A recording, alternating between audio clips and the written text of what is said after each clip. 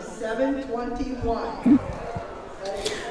All right, we're back here with Leonard Morrow and Gus. This is the final run of the Novice Cattle Finals, or the first run of the Novice Cattle Finals. Okay, next up we have Lincoln Rogers and L.R. Chet. So they've kind of toughened up the course a little bit. They've got to come through the fetch and then come out this. It would be the right side for the cattle. Everybody coming into this class has a full score. There's 24 competitors, 24 dogs we're going to run here. Leonard's the first one. So he's had a total time of 10 minutes and 16 seconds. Of course, full score, 2 runs, 270 apiece, 540. So they're running them from long to short. Everybody's got the same number of points. And it'll just be based on time now. You got to get a full score. So coming through this first obstacle, Leonard and Gus do real good. He's keeping the cattle quiet. Gus is going to move up, put a little more pressure on him, keep him moving towards this third obstacle. So they've got to come around and enter on the right side. And it's a little bit of a weave. Then they will turn around, wrap around, and go straight, make a left turn back towards us. There you go.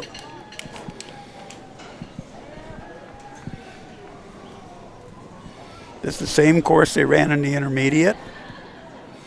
That was the class right before this one in this arena. Now they're going to march on down to the far right corner. Cattle are traveling good and they're sticking together real good. So let's see what Gus can do as far as sticking them through this center. Really a nice job. Leonard has got himself a good run going. This is just a sort. It is not a pin and a sort. So they can funnel through here. We have to get one out the side. Oops, Leonard took a step a little bit early and turned that one around. One out the side. Good job, Leonard.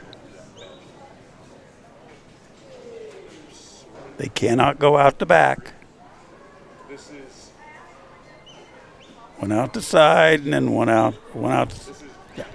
1-1-1.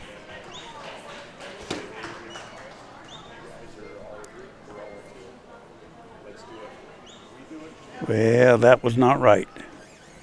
Got to go one out the side and then 2 out the other way. And then they go to the exhaust. So the exhaust on this, just like in the intermediate, is part of the course. So Leonard has to reload his cattle. His clock's still tipping. He had a really good run going, and sometimes what happened, we just kind of forget where we are and what that course is, even though they just told us.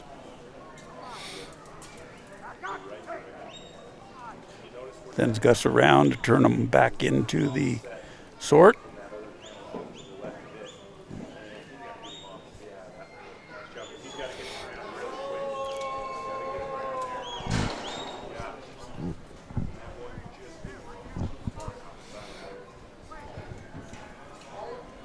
Okay, we got them all in there.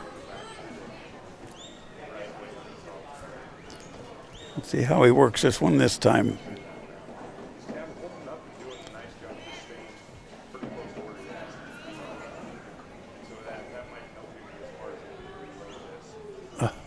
One escaped out the back.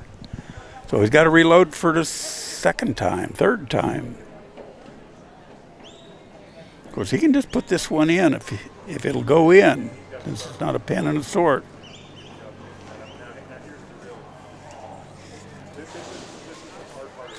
Okay, there he is. Go to your gate, Leonard.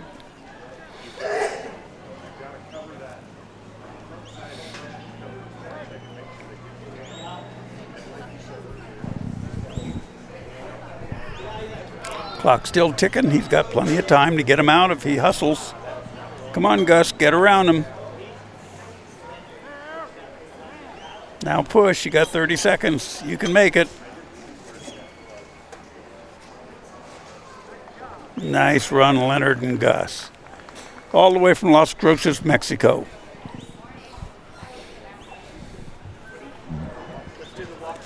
This is, yeah. Yeah. Mm-hmm.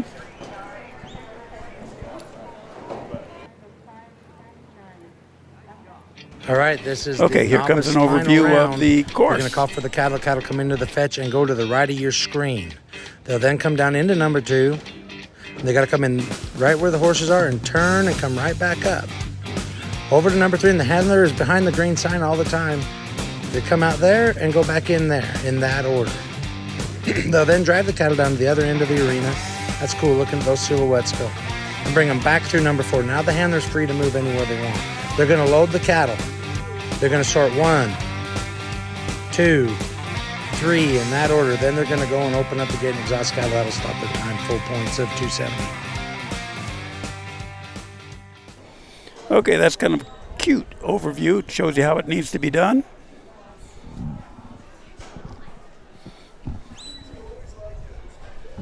Waiting for our next competitor, R.J.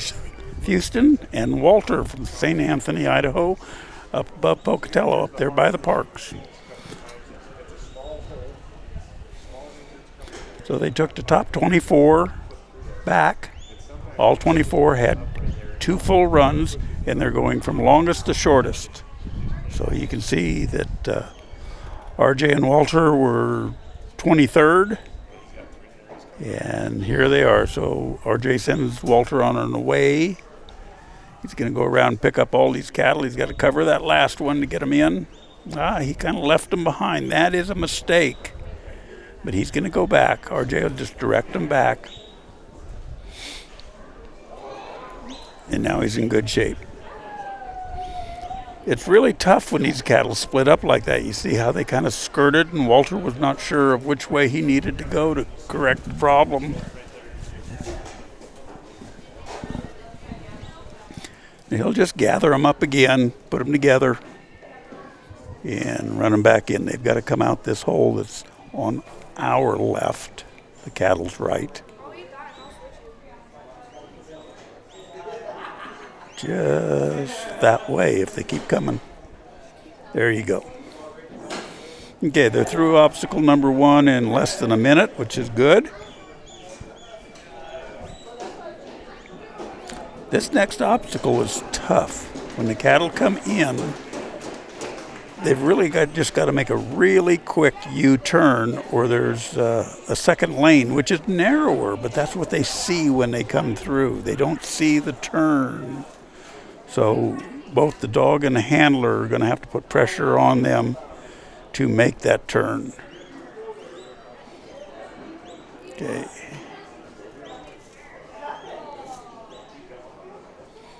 Walter kind of blocked that hole. RJ's going to run around there and hopefully put enough pressure on them that they don't squirt out.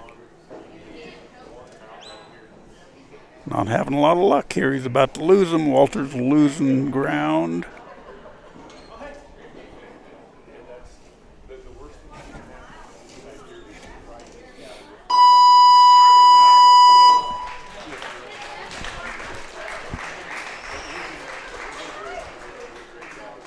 He can go on with these 2. He pointed on that 1. So if he gets these out, he's still okay.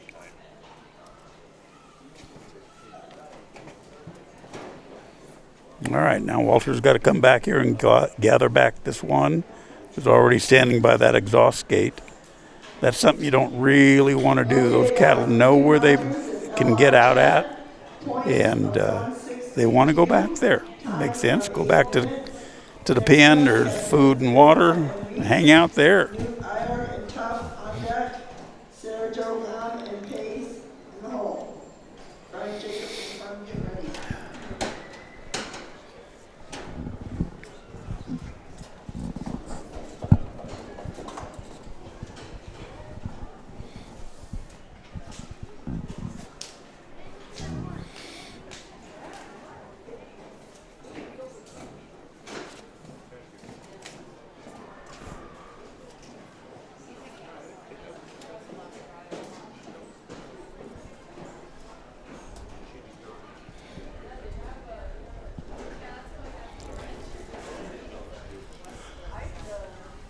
Okay, got them back together.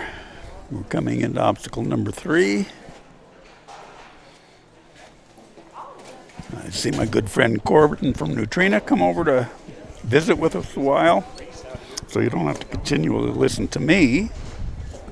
Now you can listen to Corbin. Yeah, good to be back. Been an exciting day. Things are heating up, as we get down to these finals. We're getting right into the heat of it. We're in the. This will be the last class in this arena. The Open is going in the Loyal Life Arena, the upper arena, and we've got a couple hours left. Yeah, a couple hours left. Yeah. And then I believe we'll do a banquet and award the champions here today. Yeah. Give them some checks and some awards.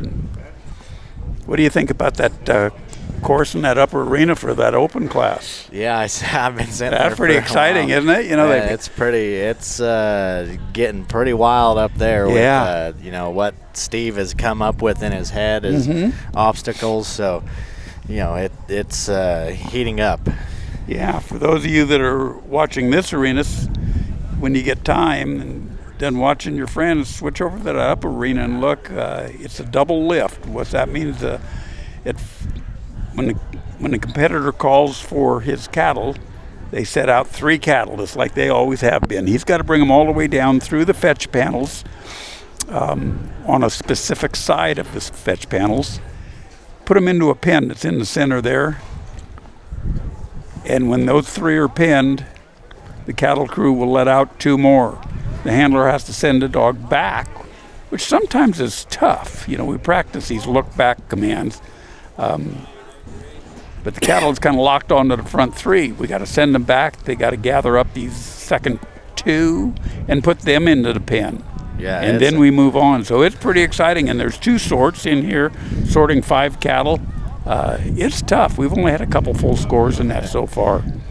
So back to RJ and Walter here in the intermediate finals. Yeah, we're back to the zigzag, which has been a hot topic today. Yeah.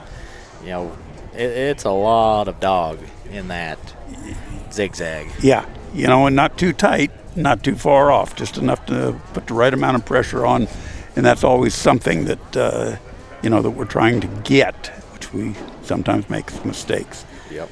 So Walter's doing a good job of just listening, letting those cattle drift the way they want to go. RJ would like them to go a little bit quicker, but you can't force the issue sometimes. Yeah, those cattle staying together and going the right direction sometimes, just don't apply much pressure there with Walter. Let the cattle go to where they're going to go. What looks like Walter here is... He has another calling. He has found the out gate himself, and he wants to gather them all up. Yeah. He says, what? Did you call me? He's back to work now. Yeah, I'm coming. I'll be there. Don't worry about me. Yep.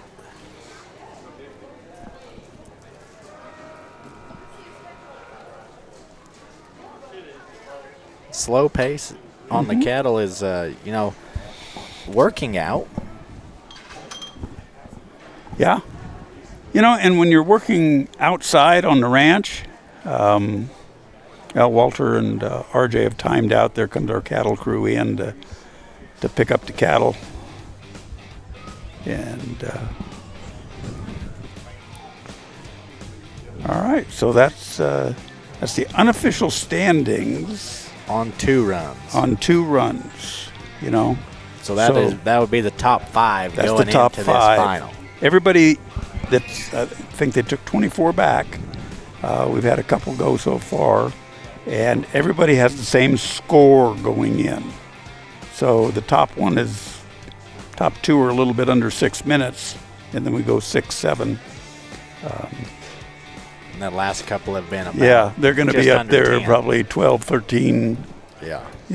Minutes over 2 runs. So yeah, just under 10 minutes here on.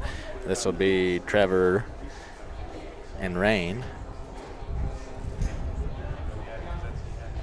Today we've got a beautiful day. Sun's been out pretty much all day.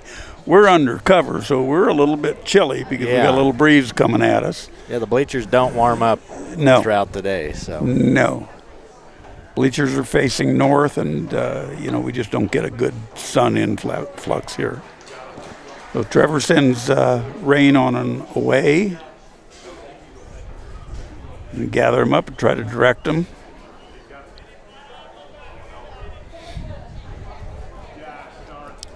They'll bring them. Bring them through the fetch, which looks like a dead end, I guess we could call it. Yeah, I've heard other people, we talked about this earlier, but I've heard several people, Steve included, has referred to it as a blind fetch because they're looking into a panel. Yeah, and it looks like when you're going towards it from where the cattle are released, it looks like it's just one solid panel. Yeah. There is a gap of about 6 feet, offset of that panel. So the cattle can get through, but it looks like it's just one solid piece. Right. It doesn't look like there's any place for them to go until they get really close to it. Then they can see the openings. Did a good job, gathering back up. Really nice that one sat there and kind of scratched its ear. The calf sat there and scratched for a minute because, it gave a reference point for those other two to gather back up and got them through it. Yeah. Thank you so much. Okay. All right. Oh, now that'll look Beautiful. good. So. Yeah, I just was gifted a beautiful collar here from There you go. Nice Elliot's snap. wife. She's been making these, and they've been wonderful. So I'll take that home and put it on my little Cocker Spaniel. Maybe it'll remind me of you throughout the year. I'll gather up myself a working dog. There you go. Yeah, and we'll look. Maybe you can be a competitor, sponsor, and announcer next year. Yeah, wow, that would be busy. But it would definitely make me have to be here. There you go. And I haven't been able to complain once for being here. So We've really enjoyed having you here with us. You partake a lot of. You give us a lot of information, both on the cattle with your background in the show cattle industry, and of course your knowledge in the nutrition and the animal health, or not animal health, but animal nutrition with Nutrina. It's, I'm sure, prompted a lot of thought from our audience, of things that they're feeding, ways they feed.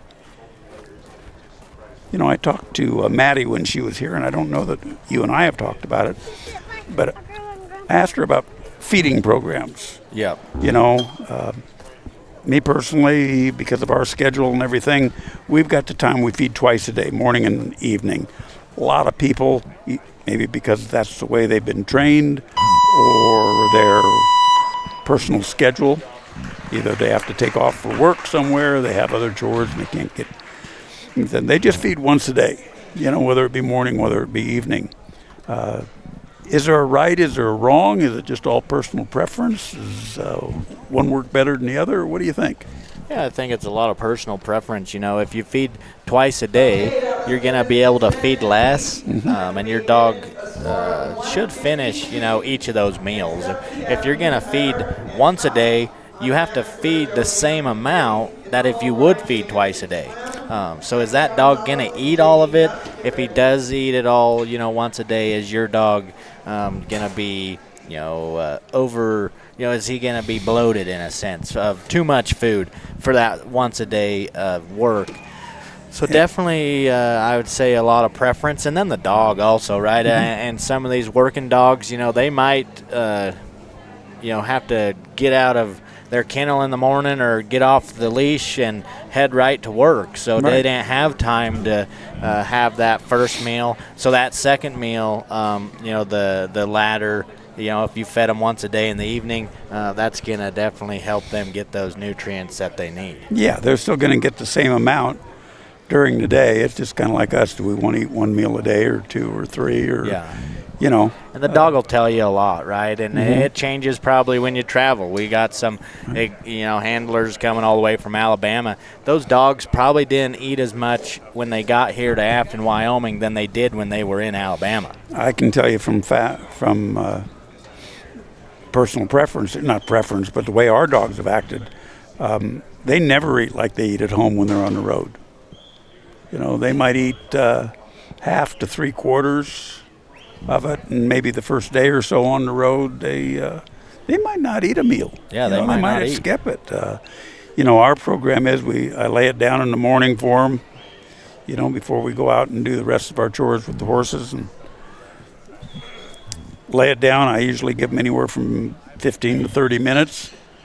Go in, have my coffee, and let Kathy finish up in the house, and we're out the door. But I'll pick those dishes up. Yeah. And if they've eaten it, that's fine.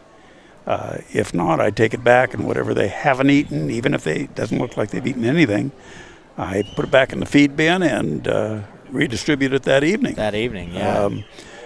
That's kind of practice, across a lot of the show world. Pigs and cattle. I know my experience. We give them their meal. We give them a set amount of time, similar to you.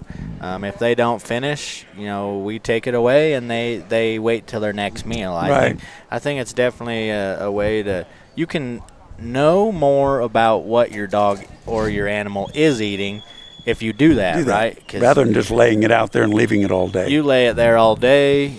Some of the times if that's an outside deal, exposed to the environment, you might have, some other guests come eat that dog food. So they might knock it over if they're just playing with it all day, So you gain the knowledge of what that dog actually ate, and you can manage them just a little bit better. Yeah. That's good information, but it all fits in personal preference. Personal preference, and if you do the once a day, twice a day, 3 times a day, you would just want to divide out how much that dog needs. On the dog food bags, there is guidelines for types of dogs, working classes for how much that dog should be eating, and then you design it yourself also. Yeah, some days they're going to eat a little more, some days they're going to eat a little less, so it all works out. Yeah, so looks like Trevor had just a little bit of a hard time getting those cattle grouped and having that dog, just settle in for him on those cattle that wanted to be just a little bit quicker. Absolutely. Yeah, these cattle, they've been here all week. They've been on good grass and good feed, water. They usually get 2 runs a day. But they've been here, and they're off their normal routine, just like we would be, and cattle have held up well. They've held up very well. This is a great bunch of cattle. I think Steve told me they brought pretty close to right at 400 head. Yeah, that's incredible. I know he took 4 truckloads over here.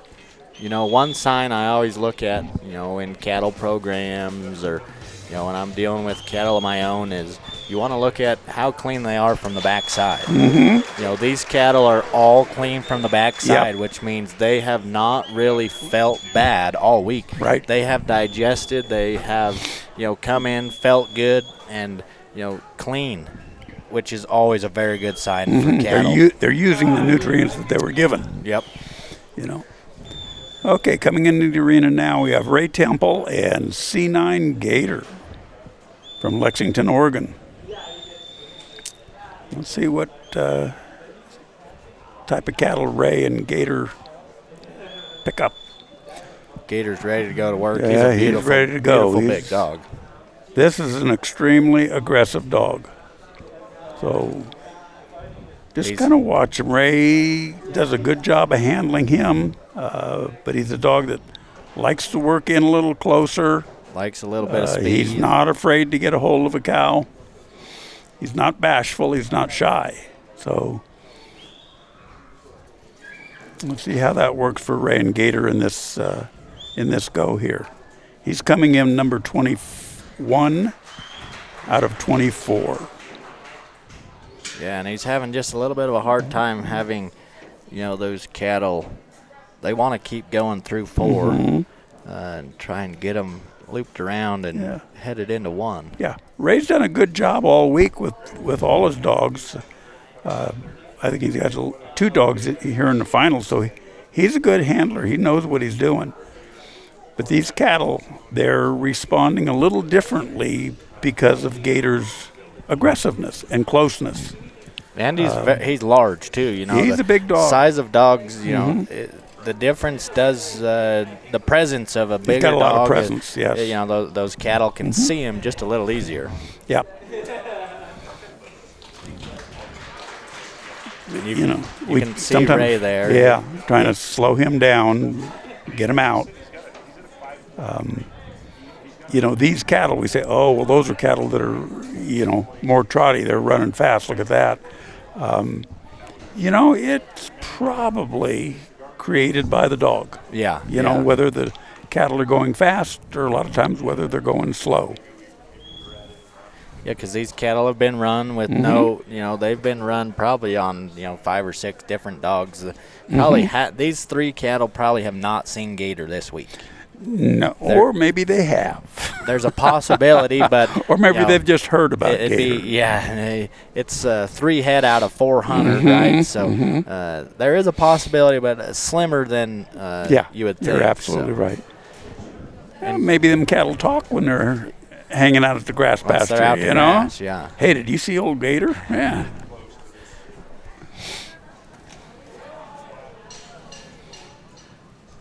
Yeah, so he's just trying to gather him up. And you can see Gator, he's real quick. Every time he stops, he kind of kicks up a little dust. And, you know, not every dog does that. Nope.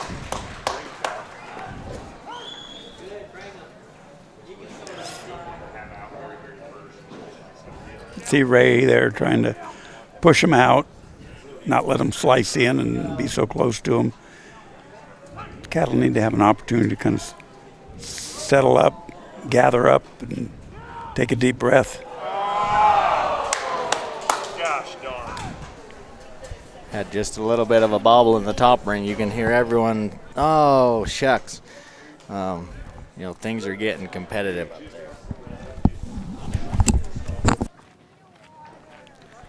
So Ray won't quit, you know, here with his dog Gator. He still wants Gator to learn and be better as he continues on.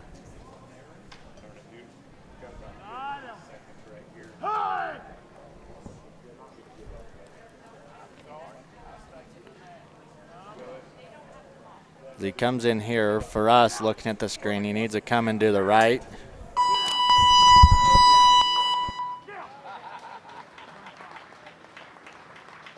How about a big round of applause for Newton Oregon? His dog Taff had a really good one going. Score 225.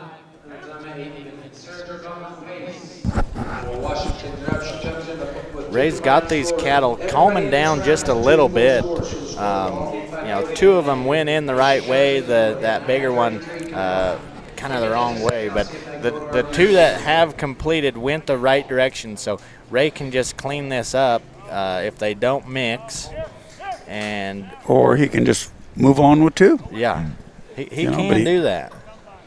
You know, but he's not going to have a full score.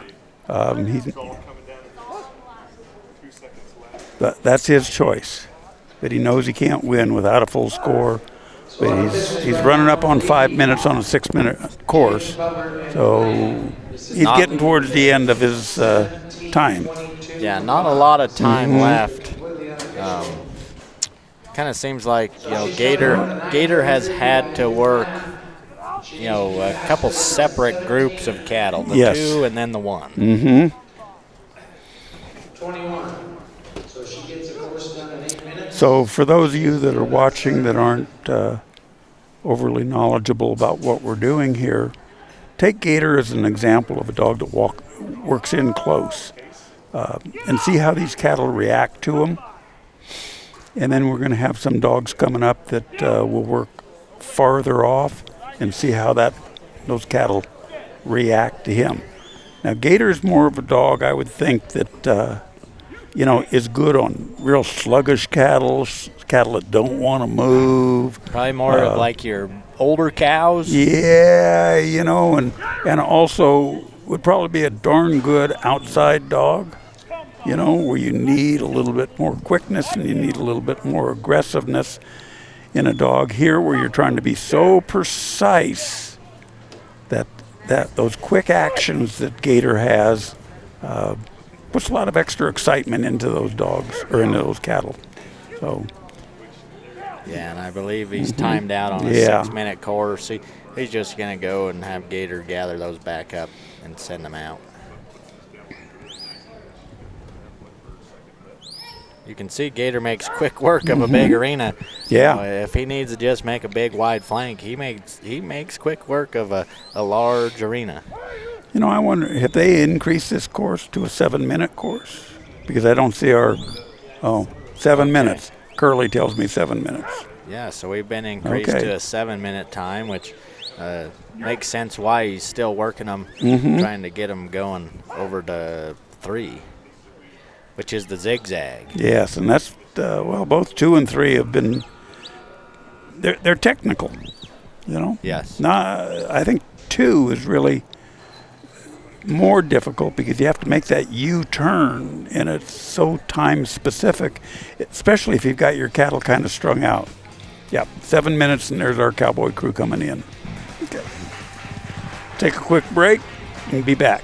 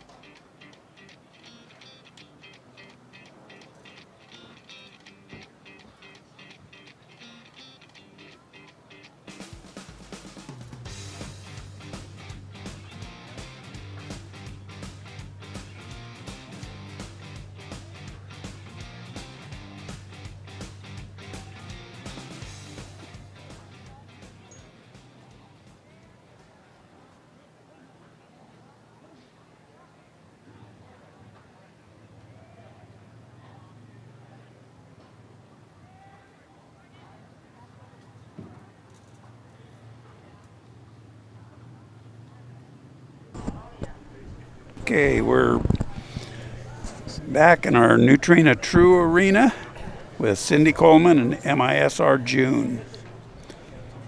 So Cindy's got a couple cool dogs, and the dog that I really like of hers is Mert.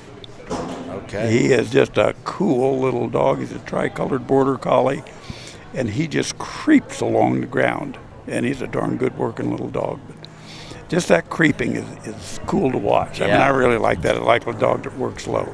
Yeah, and I've seen one of our handlers here. He's been wearing a jacket, I believe is Creeper Border Collies. Yep, that's Sonny Morin from Thayer, Kansas. He's here showing, and his daughter Abby and is showing. Their dogs do, they get more down. Like creeping on the ground, walking slow, kind of a dog, but still very quick. Yeah. Cindy here with MISR June, that's helpful. We've talked the prefix. We know where this dog is from. That's from the Mill Iron S Ranch. Right. That's Steve and Sherry White's breeding. So, as you look over, Steve's pretty active in this industry. So he's passed on a lot of puppies to handlers, and a lot of them are here. They're good dogs. Quick dog, dogs, flanking and stopping these cattle, but the cattle are responding relatively well, even though the actions are pretty quick. Yeah, the quicker these dogs are, the more flighty. Thanks, Cash. Yeah, and then once you get them a little bit strung out and they've missed the obstacle once, it gets a little bit tougher.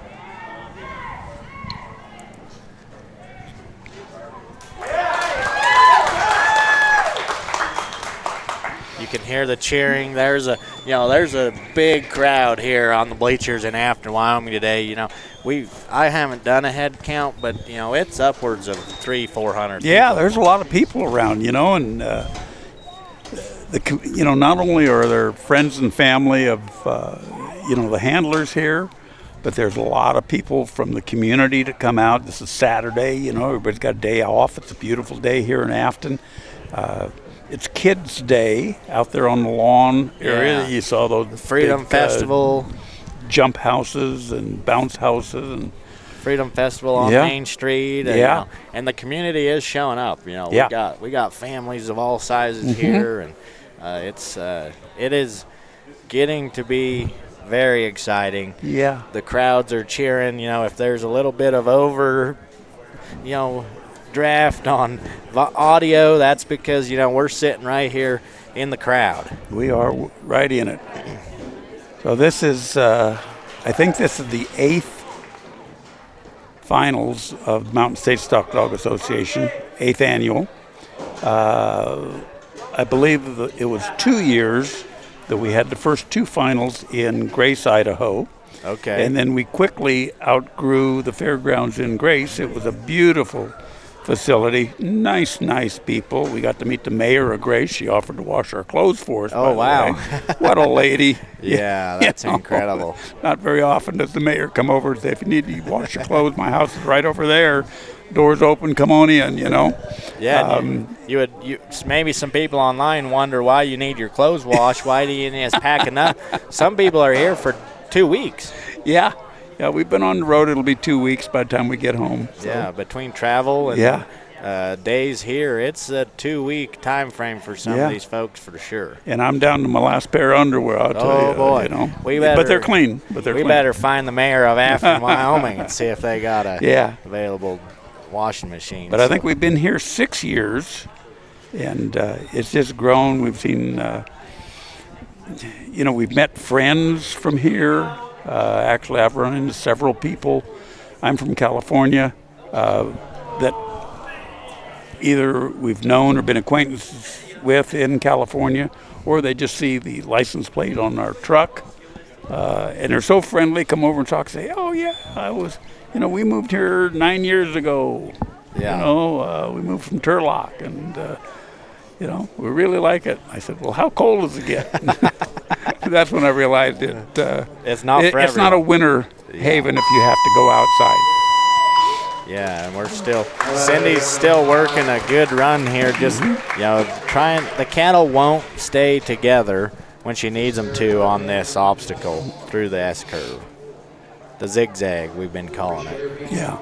People from all sorts of backgrounds. Sergio Gong was an ER doctor from up in Washington. See, and that was a good example. June got in there a little tight. But because of the fetch obstacle, I think that pushed that dog into those cattle. Didn't allow them to go out and around like that dog normally would. They're coming here with a 9:29. Yeah, and that, most of the time you would want your dog to stay, a little farther back, but as you can see right where June is sitting, there's a panel there. So when she does flank off to that side, she's either got to go a way wide long or way around, kind of slice in. or too close. Yeah. So that's kind of the fun of this game is it's not always the same, and all we can do is the best we can do with what we've been given, whether it be the obstacles, the arena, whether we're doing sunshine or mud or cattle. We've got to take care of them. Yeah, See those panels? I think they pushed them right in there. That dog would have gone out a little bit further. yeah, and so since that cattle came back through the wrong way, she'll have to, reset again. So you might wonder why she keeps going for the first one. It's because when one of the calves comes through the obstacle the wrong direction, it dirties the obstacle and they have to restart. They've got to restart all over again. So the whole thing is one obstacle. It's not two. So they have to come up, go through that opening on the right. Okay, they have not gotten any points. Whoops. And June goes after the lone one. And that's okay. Well, it was going to be okay if that one would have come through. Yeah. Okay, the buzzer goes off, and that's the end of that. Unfortunately, getting a timeout working that obstacle. So, but definitely a good try, and you won't see any of these handlers or dogs, giving up on an obstacle because, if they aren't able to, accomplish it, at least they are trying to do a little training at the same time. Absolutely, and they'll just go home and work on it, and they'll go to the next trial and be better. I mean, Cindy's a heck of a handler. She's kicked my butt several times. Yeah. And she kicked it this week. She got into the finals, and I didn't. Yeah, she did make it in. Yes. It looked like the 20th place. All the teams that came into the final had a full score, and then they would have been placed first through 24th off of the time. Correct.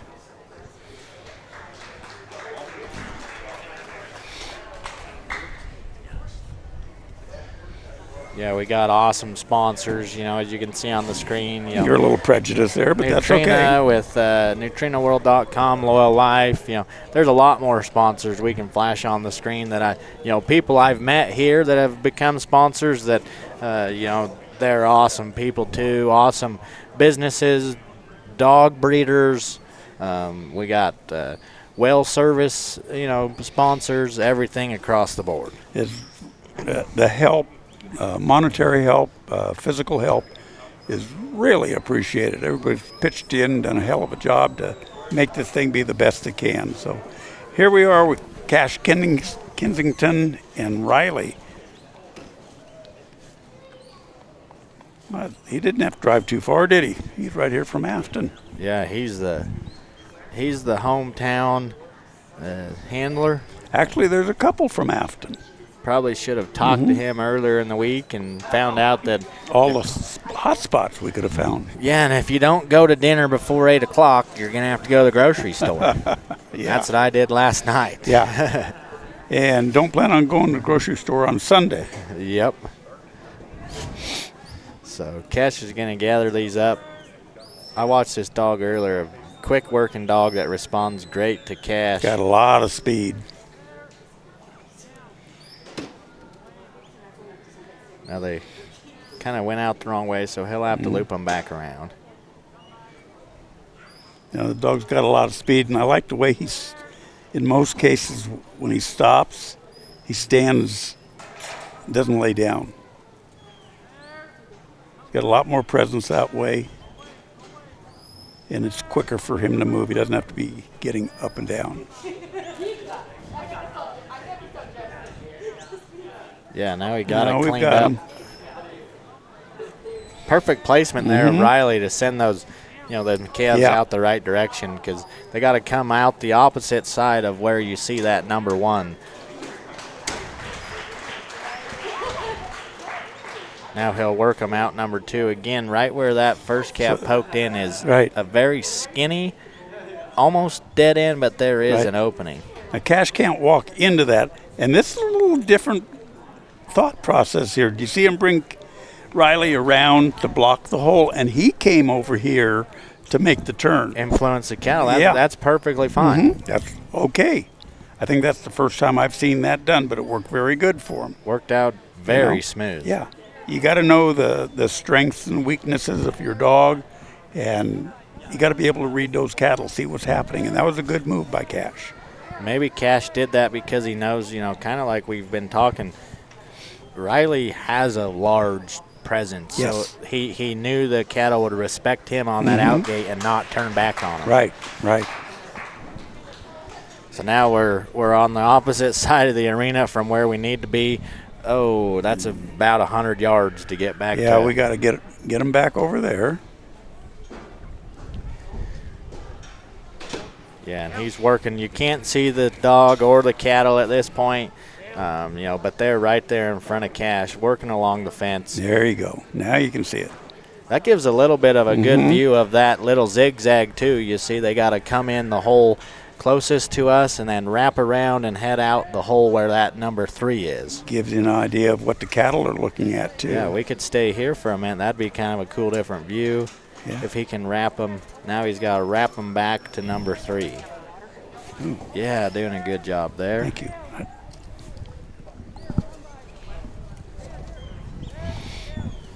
Yeah, he's able to get it done. That was awesome. A good view on the camera so that you could see what he had to do also. Got a good run going. All he's got to come around is one up in the upper right.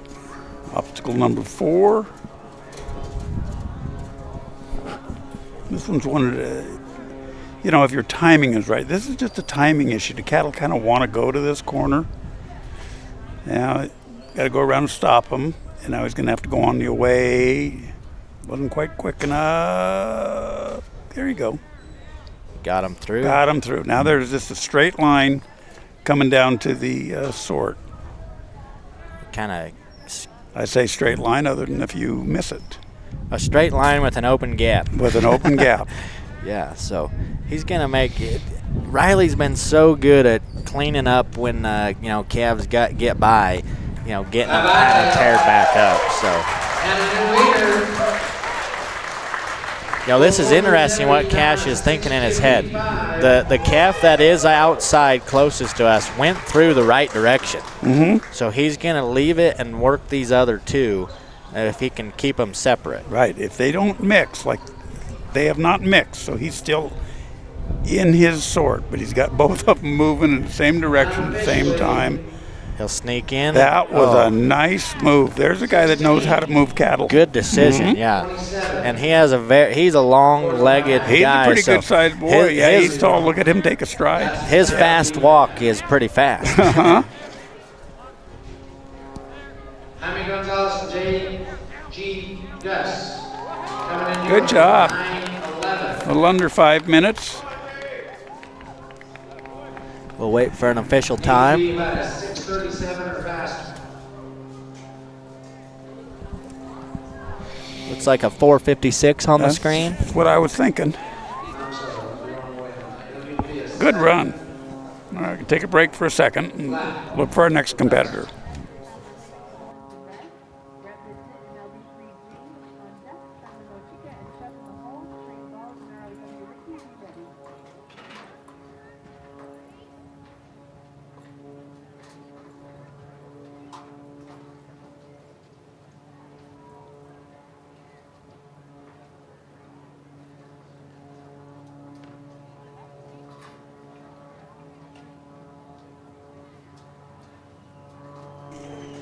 We just got a little bit of word, off of the 8 or so competitors we have watched.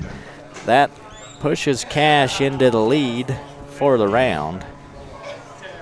A good fast run and full points definitely will help you today.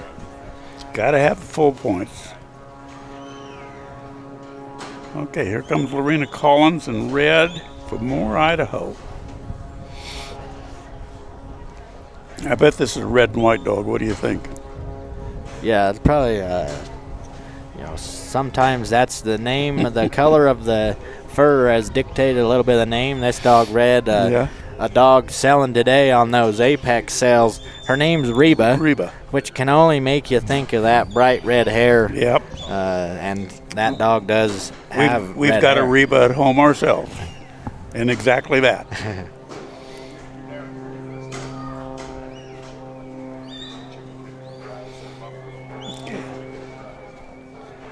We let them escape in the wrong way, so she's got to take those cattle back through or around.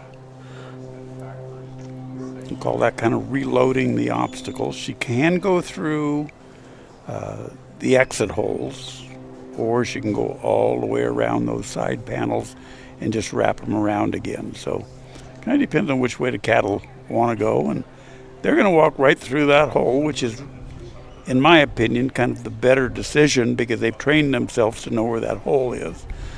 So Red just has to walk over there, push her back again, but he's got to get on the other side. There you go. To keep the pressure on so they're going in the correct direction. Good job, Lorena. A cool dog that almost, has, when he's not moving forward, he kind of does a little sidestepping. Yeah. To get into position sometimes. Okay, and he's not afraid to get them moving.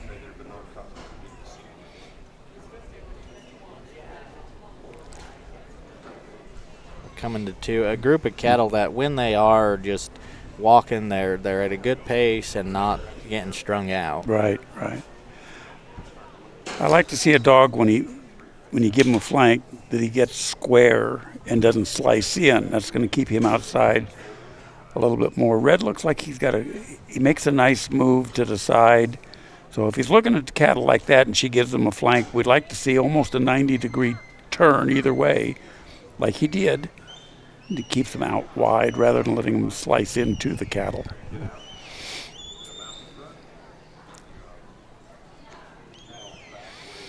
Doing a good job of keeping these cattle together. I'd like to push that back one up just a little bit. There you go. Kind of direct the front one, push the back one. Red's a pretty big dog, but you know when he's asked to get down, he gets down. Yeah. You saw he overflanked by just a couple feet there and it pushed those cattle off to the right and they missed the obstacle. And, you know, that's, in most cases, I would call it a handler error. I do it. Everybody does it. We can't help it. We just don't see the right place sometimes. So much easier to see the right place from up here. What do you think? Yeah, it's easy. You know? And it's easy to say what they're doing wrong or what we think is going wrong, but when you're down there and the cattle are moving, you're working your dog, you can't see the aerial view like we kind of are. You're just doing what you think is right. Yeah, and those little teeny milliseconds that you ask your dog to flank, you know, causes, you know, a lot bigger movement than you thought from, you know, 100 or so yards away. Yeah.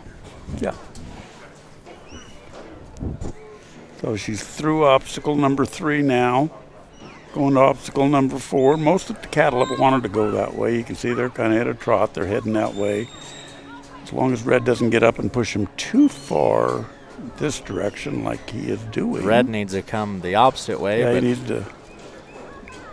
He's genetically made to, you know, To bring fetch. those cattle back, and he is on the side to bring them back, Yep. but at this point they need to go the opposite direction.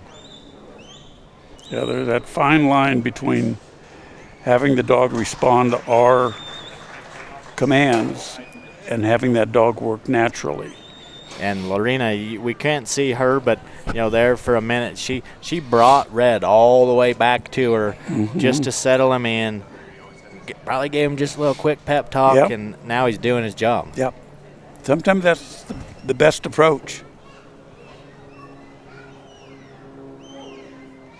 Cattle are coming in at good speed if we can keep them. Keep walking. Now we need Lorena. Oh, she's right there. Yeah. Now Red will bring them up, hopefully.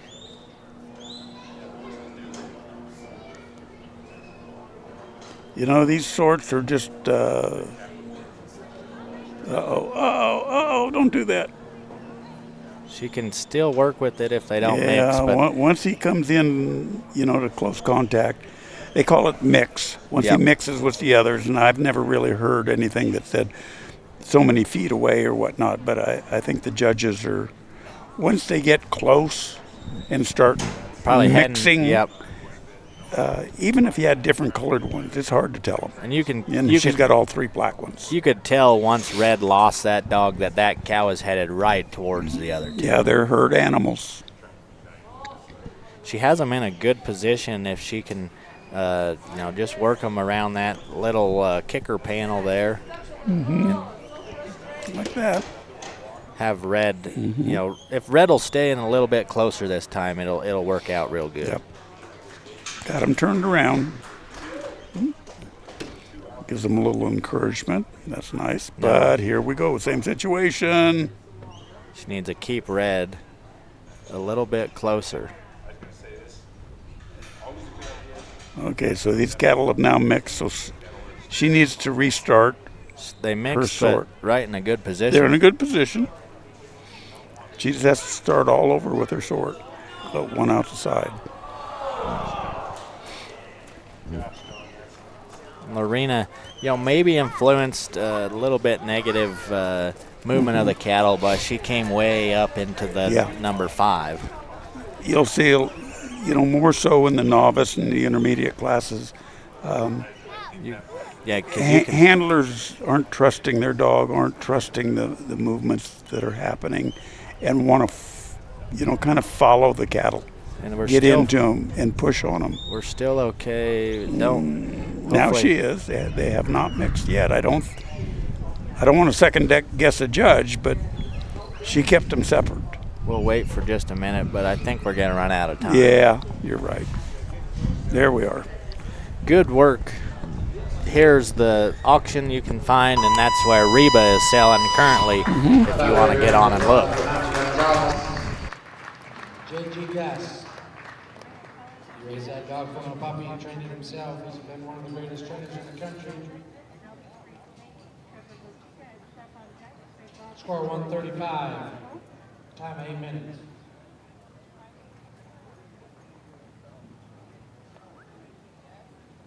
Lincoln Rogers, H.R. Jan, you're up. Mike Collins and Rip on deck. Chance Horace, Reba in the hole. I believe we're going to take a 10-minute break between Mike Collins and Rip and Chance Horace and Reba. We've got to rotate some cattle around in both arenas.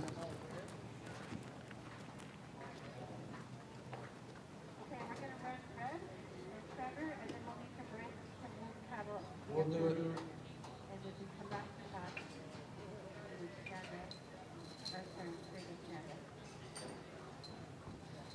Okay, we might meet at Mike Collins and Rip. Mike Collins and Rip, you're up. Chance Hortz with Reba B. On deck, Brian Jacobs. We're going to take a break before you run. Mike Collins comes to us out of California. Mike Collins coming into us with a 2 full scores of 540 and a time at 8:55.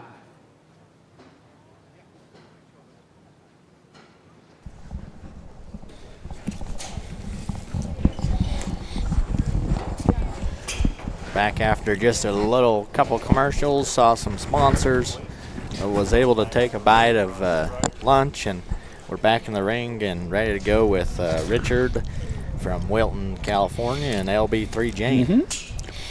So this dog, LB3 Jane, has been shown by Richard, who we all call Reb, and I'll tell you that story in a minute. Okay. And his wife, Stacy, who was in the novice class. Oh, wonderful. So, and I'm pretty sure that Stacy also made it in the novice class with Jane. They're both showing multiple dogs. Both show the same dogs. So, the story with Reb, got a couple older brothers, and he's the youngest by several years, from what I understand. And he was given the name Richard, and I think his middle name is Earl Bisnet. So one of his older brothers said, we are going to call him Reb. And he's been known as Reb ever since. So. Wow, yeah. It'd be interesting to know if he liked it when he was younger, or if they all were able to. I'll ask him tonight. He's camped right by us. If they all were given a little him? bit of a nickname. Mm-hmm.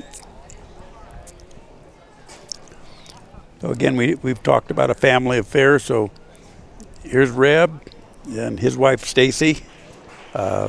Reb's brother Dennis is showing in the open, and so we've got Dennis in the open, Reb in the intermediate, and Stacy in the novice. Kind of covers the whole gamut. Yeah, well, this is a family event. And if you're not here this year, we hope you can come next year. Right.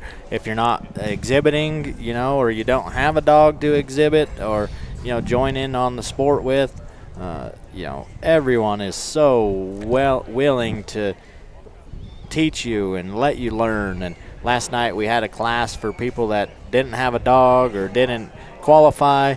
They could come borrow someone else's dog and give it a shot. That was like the funnest thing, wasn't it? There was like about 20 dogs running. Yeah, there was a good amount of dogs. We had a lot of spouses that, whether it be a lot of the husbands are showing a dog and their wife.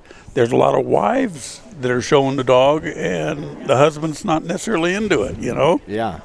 But then he had an opportunity to show.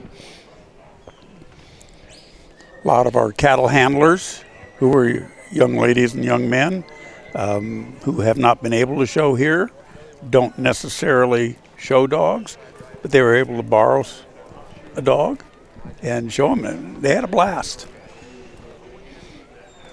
Yeah, no, that was incredible. I know, I don't want to talk about Reba so much, but I do know Chance. He was getting ready to go into the Sheep Open Final. Oh, is he? Where is that going to be at? Well, no, yesterday. Oh, yesterday, okay. And his wife wanted to show in that event with Reba, so Chance let her do that. He missed the handler meeting, watched his wife show Reba, went into the sheep final, I believe was reserve, or he was either first or second in the nation. There you go. And he missed the meeting. He was able to, go in there and have a great run. So. Now somebody will tell him what it has to do, and he's smart enough to know once he sees it. Yeah. So yeah, we're here with Richard and Jane. A real good set of cattle he's working with. And he's keeping them quiet, you could blow these cattle up pretty quick with the wrong movements, right? He's not going to be the fastest run, but he's definitely going to get through this, we hope. Cattle are moving together, nice and quietly. You can see Jane kind of coming up to that upside, just wants to turn them a little bit, doesn't want to let them get out that backside. Doing just a great job. That is good stockmanship. And I like the way this dog stops on his feet rather than laying down. Yeah, and you can see Jane, when she's falling behind those three cattle, her head is looking back and forth, just checking to make sure those cattle aren't going to get outside themselves. Yep. That's natural ability that is. And Richard's not telling her to do that. She's just covering those cattle really well, keeping them. She's controlling them.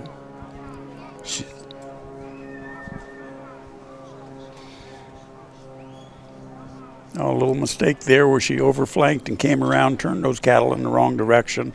Not the end of the world if you were outside, but while you were doing that, that clock was ticking, and you lost 10 seconds or more. And in this game, 10 seconds would be a difference between first and last. Yeah, it could be. So, Jane gonna get these into the sort. And, just again did about the same thing. They went to the front when those cattle were going the right direction. Yeah, there was no need for that, and I'm sure Reb didn't tell her to do that. And Reb's standing here. You can see him kind of close. He backs off, knowing that maybe the pressure of him is a little too much for the cattle right now. Yeah, because they are they're really attentive to where Richard, Reb is. They've been, just moseying along with their heads down, and now that they see Reb, their heads are up a little higher. Yeah, but there's a fine line. Our first cow has to go out this side hole, and if you get two of them that are side to side, you're going to blow that sort. You're going to have two of them coming out before you have a chance to get in there and make the cut. So you can see him kind of thinking of inching his way over there without influencing those cattle too bad. Jane's doing a great job holding them, trying to get a little movement. Maybe a little bit of pressure being asked, but not too much. But a fine line of too much pressure. There one goes, and he's got to do a quick walk around. Ask Jane. At this point, he's not where they're gonna worry now, the cattle. So he's just got to sneak in there. Yeah, that was a nice, smooth move. Nice job, Reb Bisnet. That's a quick walk. We're calling it. It's a quick walk. He's timed out, but okay. That was an excellent job on the sort. I really liked the quietness that he went in there, knowing Reb. He's not necessarily a real quiet person. He's pretty animated, and that was a nice cut. Yeah. He had an opportunity. He could have blown that last cow back out if he would have just jumped in there and waved his arms. So, Okay, one of our sponsors here is Jeannie Biggers, who's the executive secretary of Mountain States Stock Dog Association. Also, her business has Got Dog, and she puts on all types of training sessions on sheep and cattle at her place in Ontario, Oregon. Does some trials up there, puts some trials together, gives lessons, does some training. So if you're anywhere in that area, Jeannie is just a great source of information and a wonderful lady to talk to. Okay, coming up next, we've got Trevor and Shep from Montana. That'll bring us up to chance. And they're number 16th, counting backwards from 24. You can see he's got a full score on 2 runs, 540 points with a total time on 2 runs, 8 minutes and 18 seconds. That's not too bad. Let's see what he does here. See if he can move his placement up. Back into the number 8 and 9 hole. Because we are down to the best 8 or 9 dogs left in the nation to go here. Yeah, so he's doing good work here on the fetch. Them cattle went right for it. Had to clean up just a little. Put Shep, you saw, way out to the side. Way out with, so he just turned their heads and didn't put a lot of pressure on them. He knew they were going to walk out. They're always looking for a place to go. Let them go. I think that's so helpful as he, took a teeny bit more time through one, but the cattle haven't gotten, disrupted much in terms of their group. So that's going to help as the run continues because they aren't worked up yet. Yeah, and Sheps does a wonderful job of keeping these grouped up. If one starts moving off to the side or slacking, he does what he needs to put them back together. And, here they are walking into this obstacle just side by side, just about the way you would like them. You can't see Shep, but he's over here right underneath the tarp. Trevor's got to move them forward. Maybe Shep's a little bit close. I can't see, but something's stopping the movement of those cattle. And Trevor is not allowed to walk into the obstacle, so he's got to bring Shep back and trade places with him. They have to make a hard right turn, like a U-turn coming in here. And there they go. There they go. There's one of them. There's 2 of them. Let's get this black one out, Trevor. Nice going. Nice going. I think that showed a lot in terms of the cattle are moving a lot more off of the dog. Versus the handler. Yes, absolutely. The handlers are, the cattle are attentive to the handlers. The handlers are able to hold the cattle, but not really influence not push any them. movement. Yeah. And, all cattle are different. We've seen cattle where they just flat run away from you when you walk up there. But, if you're on horseback, they don't. Yeah. Just the way they've been broke in and what they're used to. It looks like they're going to skirt those, and I would have Shep back with me and let him direct. Yeah, and you can see Trevor. He's working on a lateral plane. He's coming to the camera here. He has to stay back a certain distance, but he can go over there laterally, side to side. Yeah. Now, that was good stockmanship because that red one was looking at that other hole. And Trevor's watching his cattle, and he could see that head move. And it doesn't take much, because wherever that head goes, or wherever that head is looking, the body's going to follow him.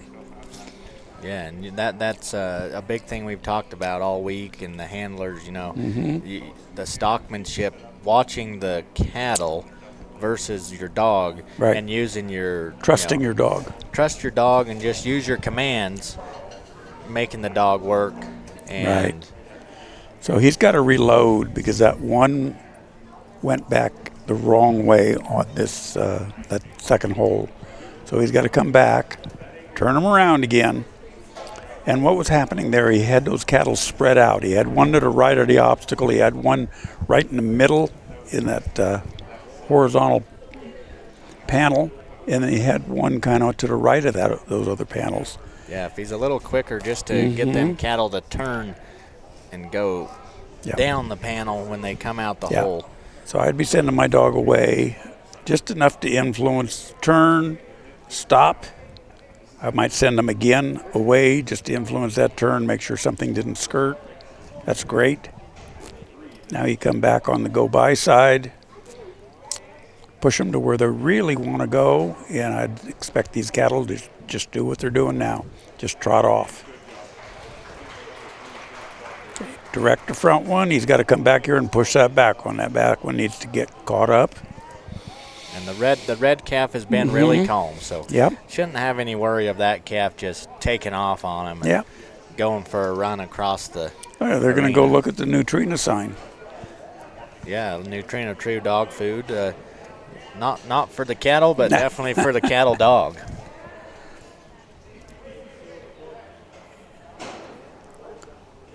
Shep's doing a good job of controlling these cattle. Oh boy. The one just snuck to the side. Didn't see that one coming. That's the first time we've really seen these cattle, get on a faster pace since they first were let out going into one. So I just happened to look up in our main arena, which is in front of us in the Loyal Life, and you've talked about this dog a couple times. This is Reba with Chance, I believe. And yeah, I haven't been on the internet to see how she's doing selling, but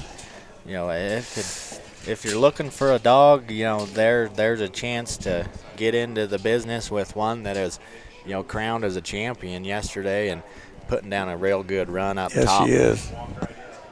Trevor's got these cattle right here in the sort. He's got another minute to go to get it done, so let's see what he can do. And again, like we said, the cattle are stopping to Trevor's pressure.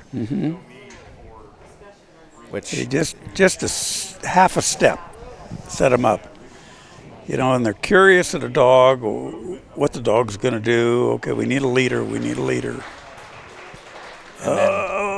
Can't reach, so he's got to go back. Got to have one out the side, one straight out, third one out the side. So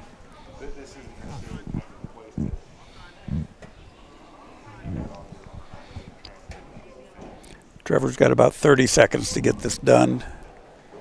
Got to get him back in through the back and get him sorted.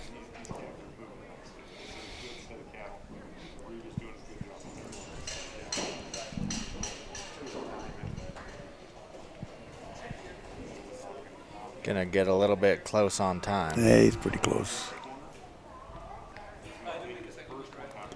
7 minutes, there's our buzzer. All right, we'll be back in a sec.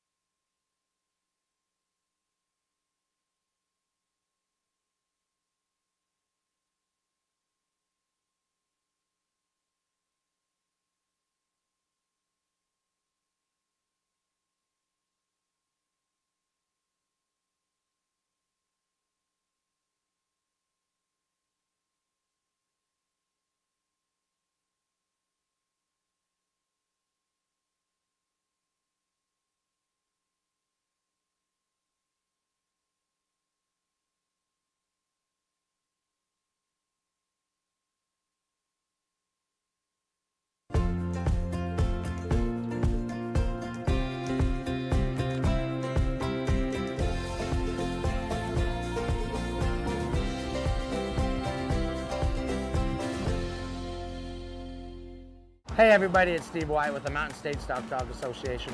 Probably the number one question we get asked is why did we choose Afton, Wyoming as a spot to host our national finals? You know, we can be able to come here, it's cool days and cool nights, It's absolutely beautiful. The handlers love to come here. There's so many good places to eat. The women love to go shopping. They love everything about it. They can come walk up and down Main Street right from the fairgrounds. They don't have to get in their car. The recreation around here is great. They can go fishing. They get four-wheelers. They go riding up in the hills. Really what it comes down to, everybody, is we put on a great national finals here because this is a destination that everybody wants to come to. They save all their year worth of vacation just to be able to come here and spend 10 days worth of their life in Afton, Wyoming. We absolutely love it here, and we look forward to coming back here every single year.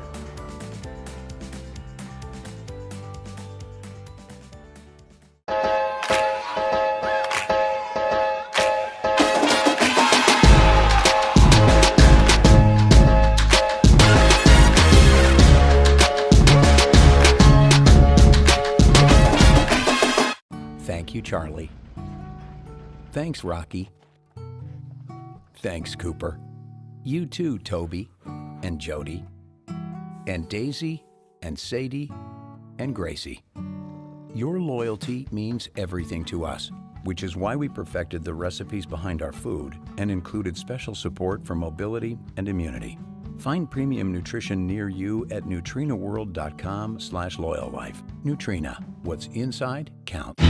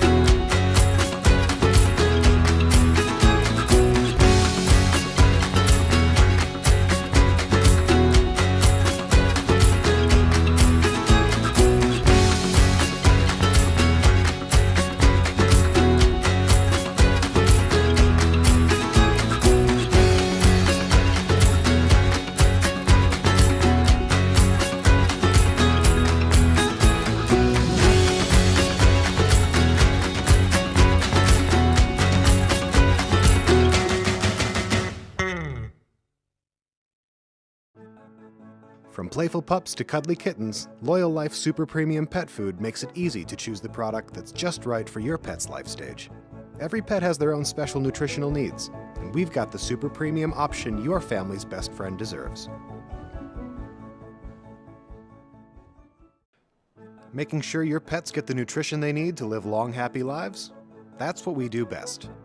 With our special blends of quality ingredients, you can count on us for the pets counting on you. After all, being the best pet parent ever is what you do best.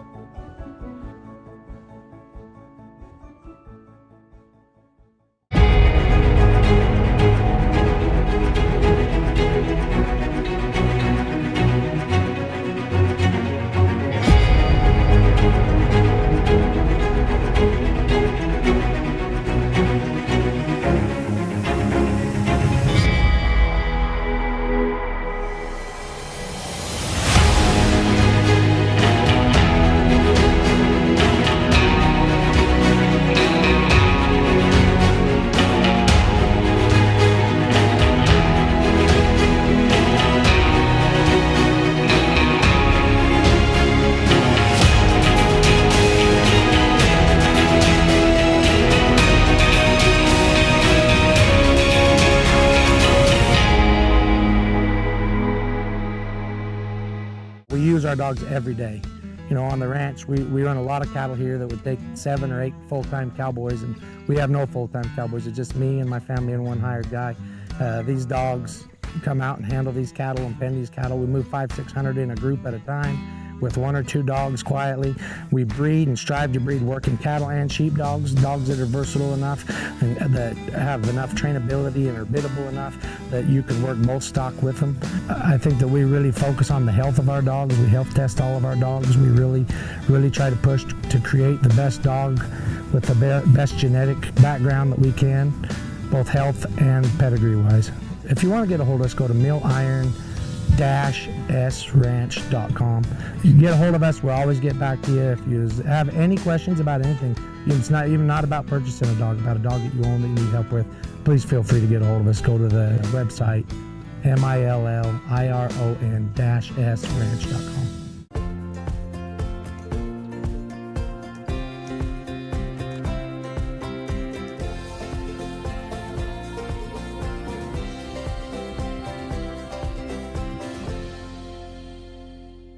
Hey everybody, it's Steve White with the Mountain State Stock Dog Association.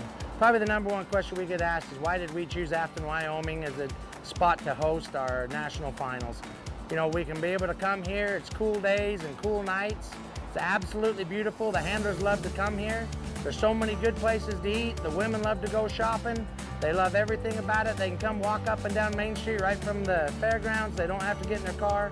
The recreation around here is great. They can go fishing, they get four-wheelers, they go riding up in the hills. Really what it comes down to, everybody, is we put on a great national finals here because this is a destination that everybody wants to come to. They save all their year worth of vacation just to be able to come here and spend 10 days worth of their life in Afton, Wyoming. We absolutely love it here and we look forward to coming back here every single year.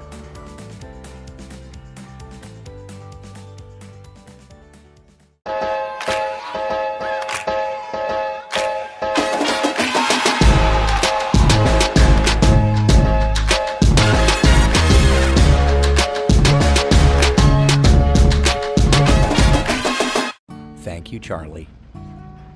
Thanks, Rocky. Thanks, Cooper. You too, Toby and Jody and Daisy and Sadie and Gracie. Your loyalty means everything to us, which is why we perfected the recipes behind our food and included special support for mobility and immunity.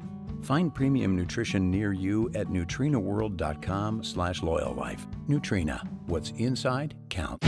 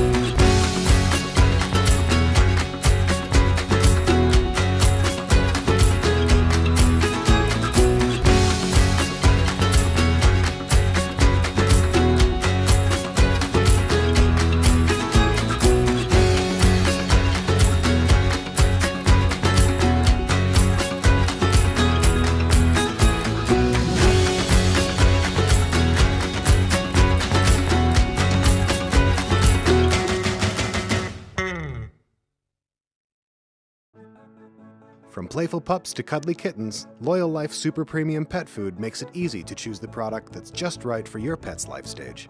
Every pet has their own special nutritional needs, and we've got the super premium option your family's best friend deserves. Making sure your pets get the nutrition they need to live long, happy lives? That's what we do best. With our special blends of quality ingredients, you can count on us for the pets counting on you. After all, being the best pet parent ever is what you do best.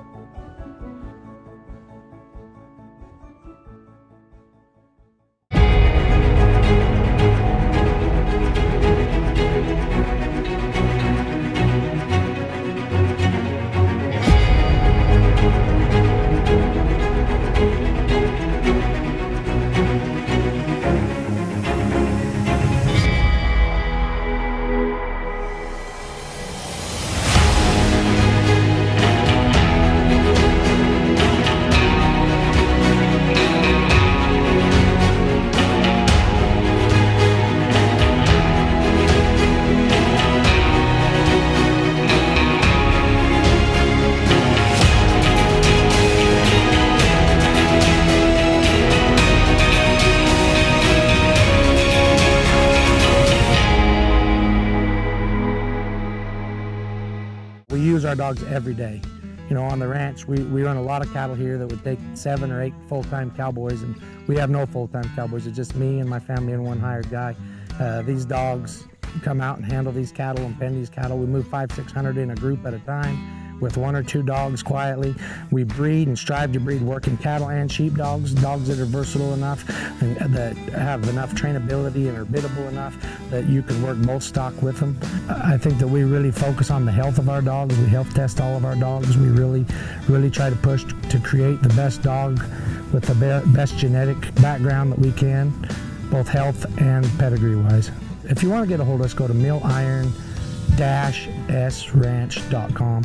You can get a hold of us. We'll always get back to you. If you have any questions about anything, it's not even about purchasing a dog, about a dog that you own that you need help with, please feel free to get a hold of us. Go to the website, milliron-sranch.com.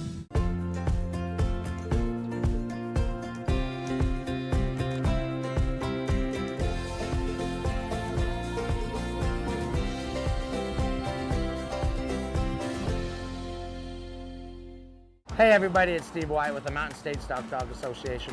Probably the #1 question we get asked is why did we choose Afton, Wyoming as a spot to host our national finals? You know, we can be able to come here, it's cool days and cool nights. It's absolutely beautiful. The handlers love to come here. There's so many good places to eat. The women love to go shopping. They love everything about it. They can come walk up and down Main Street right from the fairgrounds. They don't have to get in their car. The recreation around here is great. They can go fishing, they get 4-wheelers, they go riding up in the hills. Really what it comes down to, everybody, is we put on a great national finals here because this is a destination that everybody wants to come to. They save all their year worth of vacation just to be able to come here and spend 10 days worth of their life in Afton, Wyoming. We absolutely love it here and we look forward to coming back here every single year.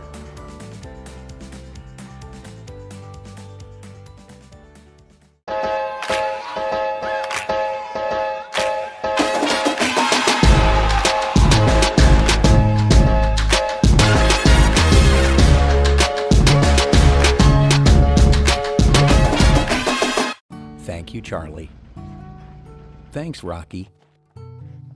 Thanks, Cooper. You too, Toby and Jody and Daisy and Sadie and Gracie. Your loyalty means everything to us, which is why we perfected the recipes behind our food and included special support for mobility and immunity. Find premium nutrition near you at nutrinaworld.com/loyallife. Nutrina, what's inside counts.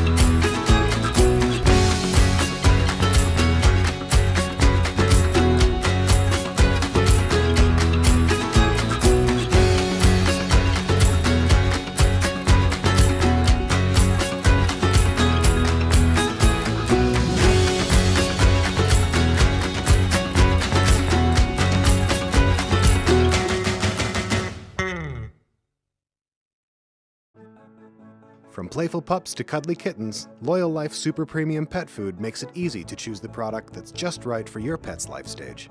Every pet has their own special nutritional needs, and we've got the super premium option your family's best friend deserves. Making sure your pets get the nutrition they need to live long, happy lives? That's what we do best. With our special blends of quality ingredients, you can count on us for the pets counting on you. After all, being the best pet parent ever is what you do best.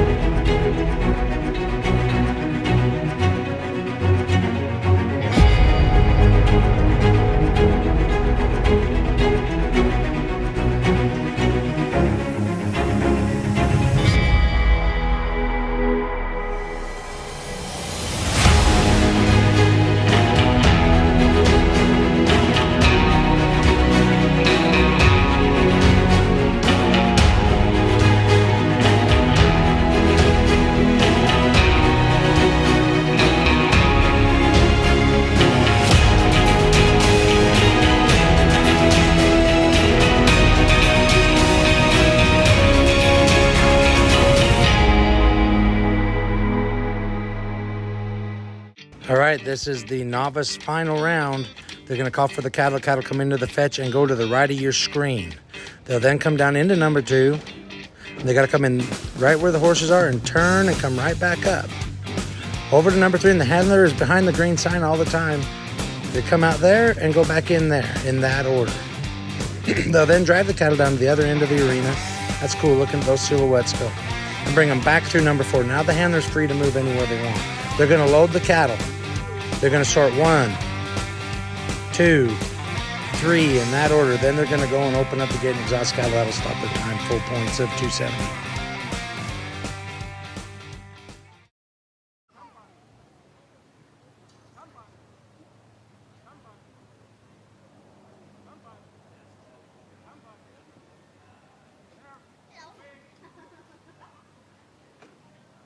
Looks like a 15:07 puts him into the lead.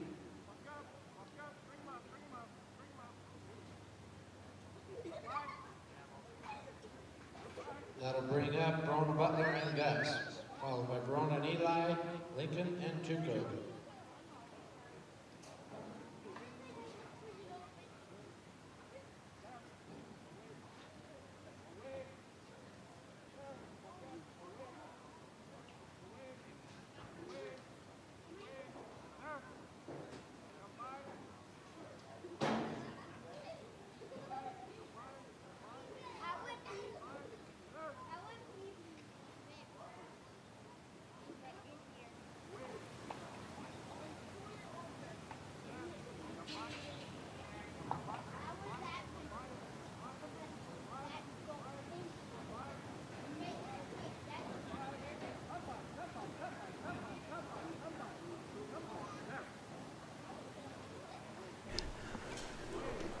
Craig and Ricky are coming in number 15th into the final round of the intermediate cattle finals here in Afton, Wyoming.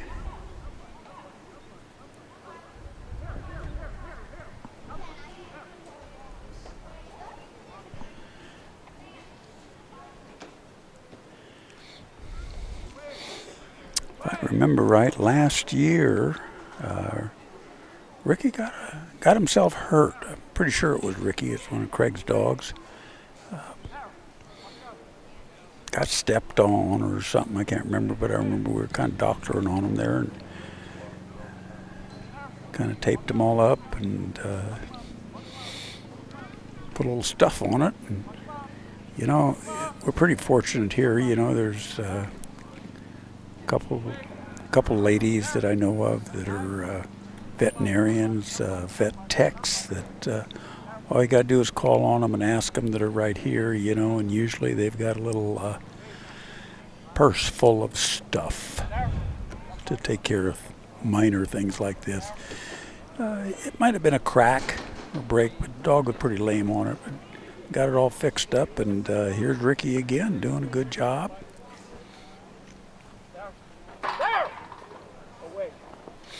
A little bit too far on that flank. Now he's got to go back and bring them back around. So every time that he has to redirect cattle, it costs him a little bit of time.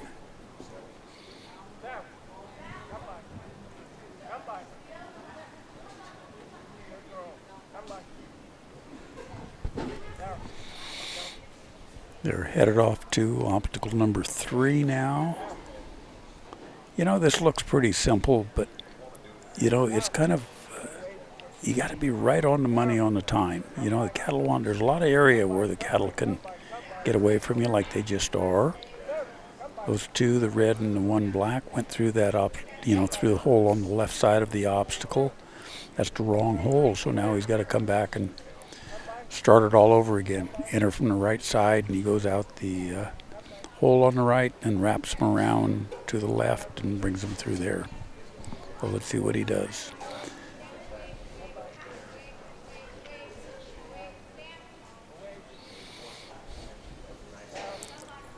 Cattle are a lot easier to work when they're grouped up and kind of shoulder to shoulder.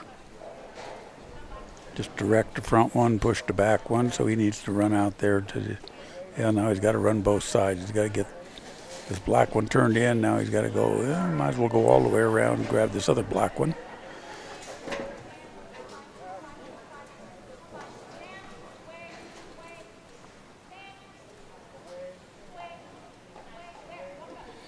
There you go, just let it happen.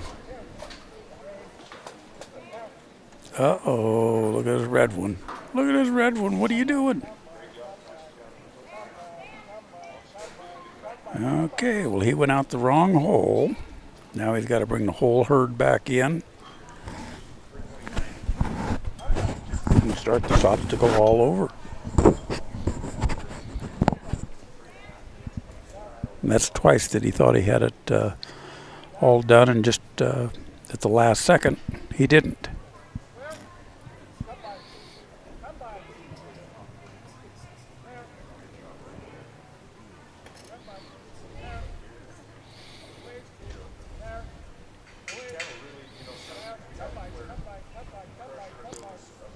So Craig's total time coming in is 8 minutes and 8 seconds. You know, that's 2 4-minute runs. That's pretty darn good.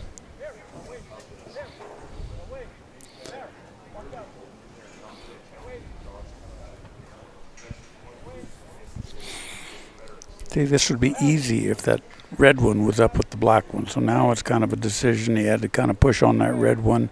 The black ones have walked off. And now he's got to regather them. He can come back through that one opening that he hasn't made, and that's what he'll have to do. So the opening to the right as the cattle are approaching the obstacle, which would be our left. That's what he's shooting. Doesn't look like he's going to make it. He's just about ready to time out. He's at 6 minutes and 50 seconds in this 7-minute course. So Craig will go back and regroup. He's a good competitor. I'll see him at some trials during the year, and he'll be back next year. Good job.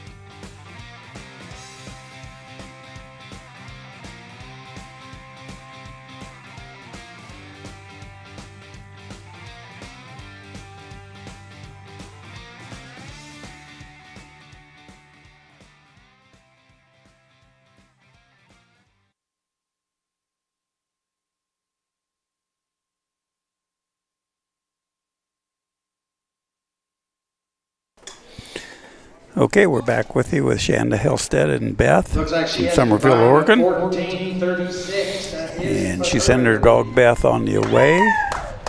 We're gonna watch Beth her is turn coming around, in come here right with, back in like with everybody her else, right 2 dog. full scores, total of Rhoda 540 Butler comes all the way points, from Central Texas. a little under 8 I minutes. believe they're probably enjoying the cougar If weather. you remember, Craig was like at 8 minutes and 8 seconds. She's at 7:59. So that just to give you an idea how tight these competitors are grouped up. She's 14th. And let's see how she does. Nice job. If I remember Beth from the previous runs, this is a nice dog. Stays off the cattle, doesn't really create a problem in a fight, doesn't pick a problem with the cattle. Just kind of keeps them flowing. Once they get going straight, just lets them go where they want to go.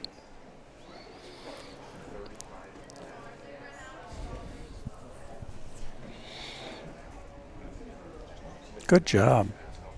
Just a little bit of pressure is what makes it work. Shanda sends him around to block this other hole. Now she's got to come back and push that one back in. It's kind of a waiting game. Yeah, waiting game. You are on the time clock. Yeah, 6:43 or faster. and you hear that clock ticking in your head. You can't help it. She's coming in with Eli with 2 complete scores of 540 and a combined time of 7:51. Good job. Did a great job. Yeah. It paid off for her. So a 6:44 to take the lead with Eli. Good stockmanship there.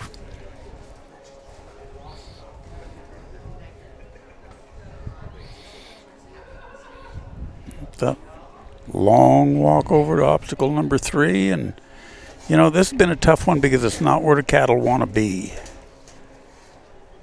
Yeah, there's a little bit of an overflank, but we can correct that.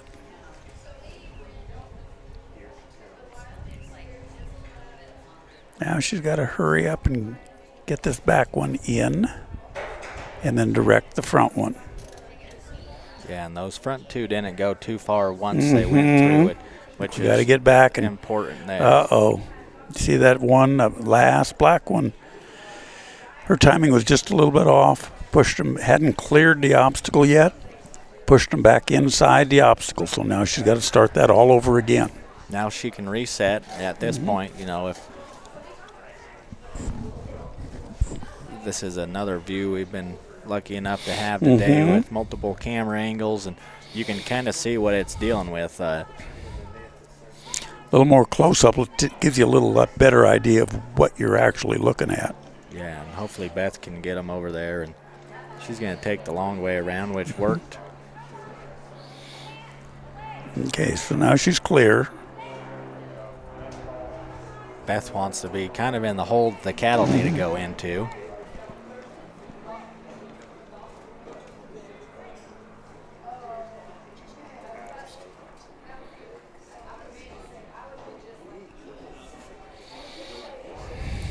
She's working these cattle, and again, you know, now that they've gone to the outside, they kind of want to, they'll keep poking their heads, you know, to the outside every time now.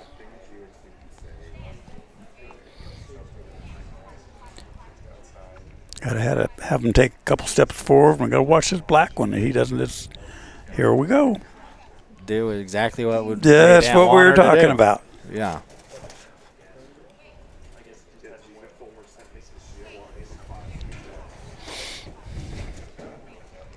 Yeah, and the cattle, sometimes you think they want to go to the opposite side of the panel because then they have a little bit of freedom from the pressure of the dog with the panel in between. Yeah. Yeah, let's see how the third try works. Yeah, she needs to.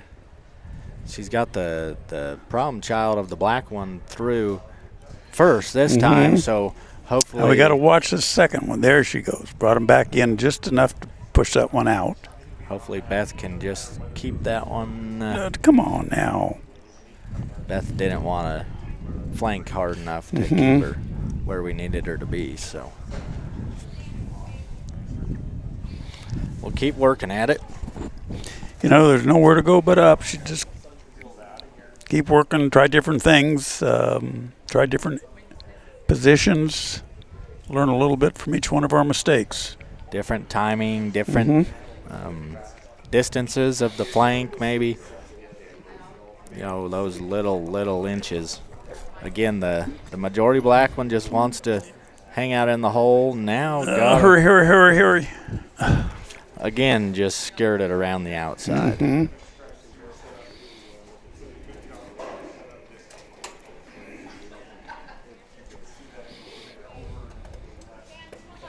You know, I remember when some years ago when I first started, I was at a friend's. You know, he had some obstacles set up in his arena, and he was having me work through these obstacles so I could learn something. And I tried it and missed the obstacle the first time, so I regathered them and tried it again and missed it the second time and missed it and regathered it a third time. And he was sitting on the fence and finally jumped down off the fence and he says, "What are you doing?" I said, "You know, I'm just trying to make the obstacle." He says, "You've tried it 3 times exactly the same way. It's not working. Try something different. Move. Switch places with your dog. Step back. Step up.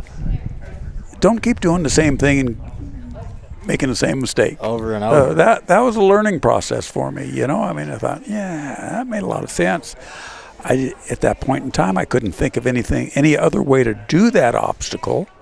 But when he said that, it forced me to think of a different way to do it.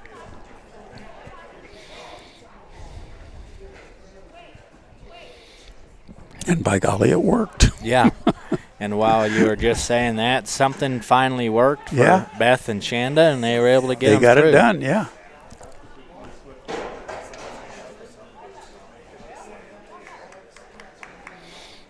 Okay.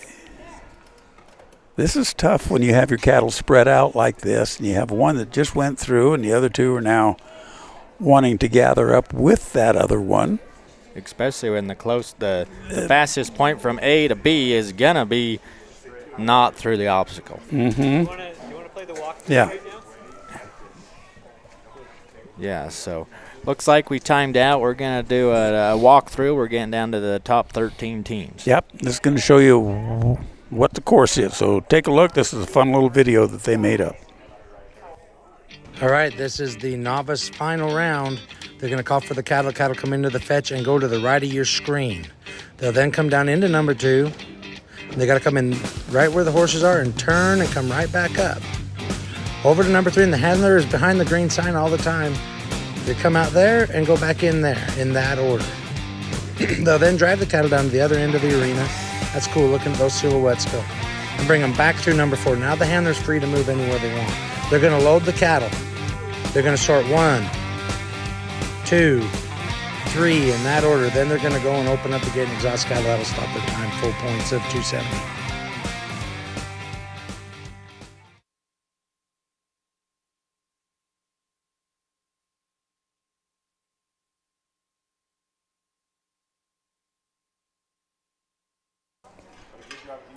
Okay, we're back with you with Henry Van Ornum and JBC Drover.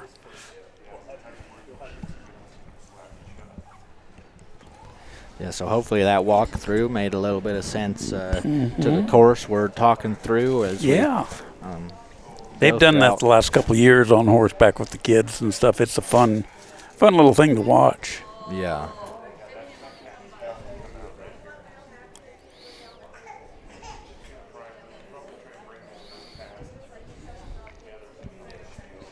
Henry just nice and calmly sets Drover down and brings these cattle through the fetch. He's going to do this for the first try.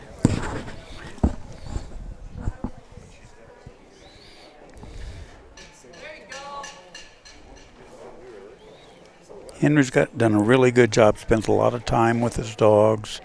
They're all very well mannered and trained.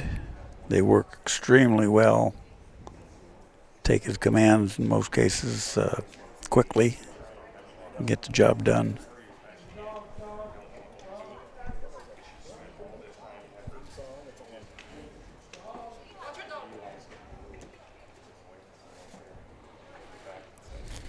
Just nice and calmly putting the cattle in. The cattle are using just some of Henry's pressure also, turning back there. Right. Now he's going to use Drover to cover the big Get him portion. in, yeah. And then he'll put the pressure on him and make that U-turn. Here's a good view of that U-turn, how abrupt it is. You know, the thing that makes this tough is when the cattle come in, they're looking straight through the panel, you know, right at the bottom of your screen. That's where they want to go, and then as they move forward, they can see the little opening to the right, and that's where they want to funnel out. So to get them to go into the first opening, which is larger than the second one, kind of unnatural for the cattle. Close as you can get. At first they didn't want to go. Now Henry has moved over to his right a little bit. Cattle are looking at him. There you go. Long ways away. He's coming in with a 7:51 combined time. Just nice and patiently doing the course, but not having any hiccups. He's getting through each obstacle for on the first try every time. Right. You know, so sometimes a little bit slower is a lot faster, you know. And the cattle have not been worked up at all. So Nope. as he continues to do these obstacles, they haven't gotten worked up or gotten any, you know, they aren't agitated of Drover at all at this point. No.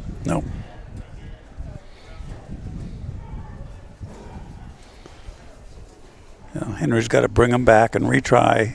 A couple of them went out that left side, which isn't what you want.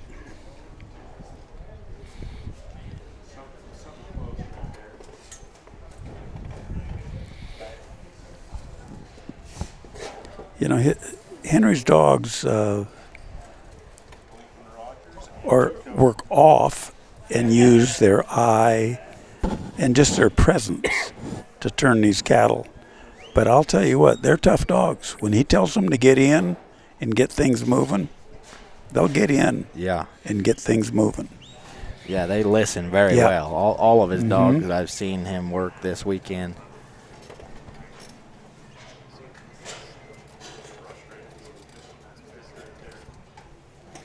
Okay. He's a little better. He's 4 minutes now on a 7-minute course. Heading to obstacle number 4, which normally is where these cattle want to go. And it looks like they may want to pick up their pace just a hair. This is a place if you want to make up some time, you can have your dog push a little bit more. There's not many places that they really want to go other than down this fence line. So it's a good bet that you could push on them and not create too much of a problem that you couldn't correct quickly. And it's quite a bit of a distance. It's a long distance, you know, especially if you're just kind of poking around. Yeah, and there's distance that if you needed to slow them down, you still have the ability to slow them down. Yeah. So you can see from the other obstacle to here, it's taken him just a little bit over a minute to get here. And he's still not quite through it. Yeah, and out of 4 into 5 is straight shot, but we've been seeing those cattle veer off towards the tarped fence because that's a bigger opening. So Henry standing over on this near side, putting a little pressure on him, pushing him towards that fence line, so Drover has to kind of run over here and bring him back.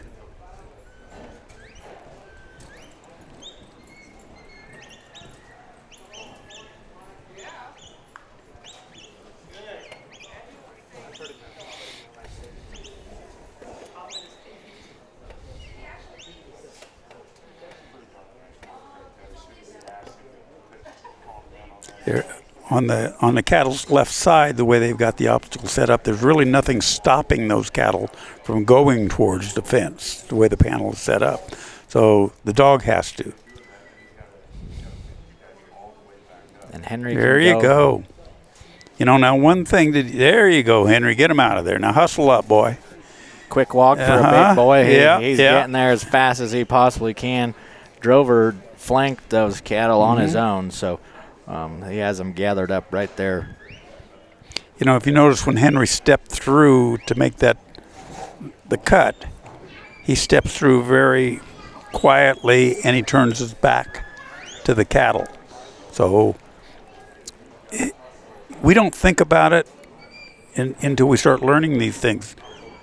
But the front of our body, our face, puts a lot more pressure on those cattle than our back. And I found that when we go to these horseback trials as well, the front of that horse puts a lot more pressure on those cattle than the back end of the horse. So sometimes when I've had to get up to a gate on horseback to open it up for a sword or to release the cattle, and if I walked up there forward, it'll turn those cattle around and push them back over my dog if he's got to hold the entrance and the exit there. So I've gotten in the habit sometimes by watching the cattle. If I can turn my horse up and just back up to that gate, it doesn't seem to pressure the cattle. Yeah. And okay, well, they showed us our unofficial standings for a while, but just for a second. But here it looks, well, there they go again, unofficial standings. We've got Cash Kennington full score. We've only got 2 individuals here that look like they have 3 full scores, and that's Cash and Leonard Morrow. So it's kind of wide open. You need a full score to get into this thing. It should, if they came in with all four scores, that should have put Henry up there into that full score category. I'm thinking so. I don't know how updated that might be. So, but we keep updating it after every single run to, have these standings come as quickly as we can. Yeah. So we have 12 runs left to go. So right, we're getting down to the wire here. Right. You can see how close they are here. RJ is at 7 minutes and 51 seconds, and I think Henry was at like 7 minutes and 55 seconds on total time for 2. Yeah, it's pretty close. And let's see what RJ and Chalk can do from St. Anthony, Idaho.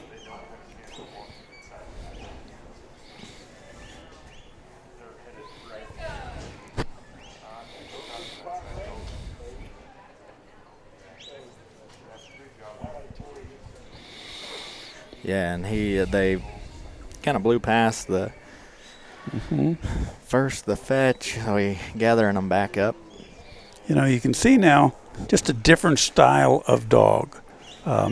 Chalk is working in a little bit tight versus our last dog that was working way off. And you can see what's happening to the cattle. He's putting more pressure on them. They're a little bit more active, a little bit more animated because of what the dog is doing.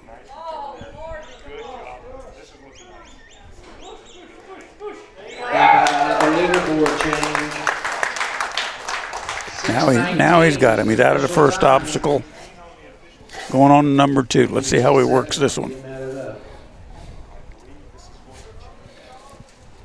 He's going to go ahead and assist on the front side, make Chalk flank him all the way around and bring him in. It's a large opening, but not just the best for the cattle's view. It just really looks like a panel and not an opening as they're running directly towards it. Yeah. When they set up these obstacles, unofficial 13:58. Steve set them all up, and he's a expert cattle person, and he can visualize what these cattle are seeing. He'll manipulate that obstacle. He might have an idea of what he wants it to be, but then he might lengthen it out or shorten it or widen it or whatever because he sees what the cattle are actually going to see when they walk into it. So if he wants it a little easier, maybe he'll move it out a little bit. If he wants it to be a little bit tougher, he might move it in a little bit. And he works. He's a pretty cool guy to be around. His knowledge is, he's been around these cattle all his life, and he takes care of a lot of them all year round. He does a good job. Yeah, and he told me he's, kind of worked these cattle for a month with the dogs at home, and he told me he knows what the cattle can't do, so he won't, put anything to the handlers and dogs that the cattle won't do. Some things, it definitely comes down to handler and dog to see if the cattle will do it. I think he told me that when he started getting ready for the finals, like a lot of us in the West, we had a tremendous winter this year. And some of the pictures that Steve had showed me during the winter, you couldn't see much but the house on the ranch. I mean, they had cattle that were, in one, let's call it 100-acre field, and when he'd go out to feed, they weren't there. So finally he realized darn snow was piled up to the top of the fence line, and they were just kind of walking over the top. They just had a bridge, But he started with about 1,000 head of cattle, if I remember correctly from what he told me, and just started working them there at the ranch and moving them and taking it easy, not necessarily trial situations and stuff. But he has had, 2 trials with each of them being 2 days, so they've had 4 runs on the cattle, and he keeps picking the ones that maybe are high-headed, just don't get along, don't want to respect the dog, and finally got it down from about 1,000 to 400 head, where they're all pretty darn uniform, and it's a testament to Steve and his family and the amount of work that they go through to make this thing happen and to be good, because we've been in trials in the past where we've had to rent cattle, or the producers had to bring them from somewhere, and we don't know what we're getting. They just load them on a truck, tell them you want so many cattle, and they load them on a truck and they take them. Yeah, never seen a they dog. They dump them off. Some of them haven't seen dogs, and some of them haven't had good experiences with dogs if they have seen them. And, we're the ones breaking them in. It's not quite as fun as this, when the cattle start going after the dogs and, you've got one in each corner. It's just not as much fun as at least having an opportunity to do good. Yeah, this is showing a definite, RJ, he missed his sort. RJ just about got it, but just a fraction too slow. It's just a matter of inches. So he's got about a minute to get him loaded back up, shorted, and exhausted. So he'll wrap them back around. He'll try and it looks like he's going to do some of the work to take him to chalk. So he needs his dog's in there too tight, and he was really pushing the cattle over the top of the dog. Cattle were moving from his pressure. Now he's kind of in panic mode as we get, trying to beat the clock. He can hear it ticking in his head. He can see it up there on the announcer stand, and would just like to get something happening. Yeah, and that clock is there. The seconds are ticking. Yeah. You see that, and you get a little bit quicker with your movements. I don't know if it's better to see the clock or not have a clock to see. Yeah, I don't know what I would prefer.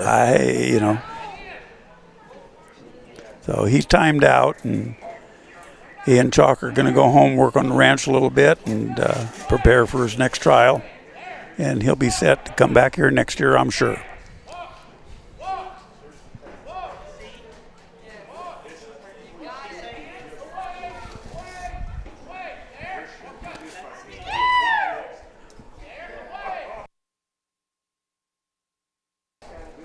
You can see there Henry Van Orm. He did slide up right there. Yeah, he did.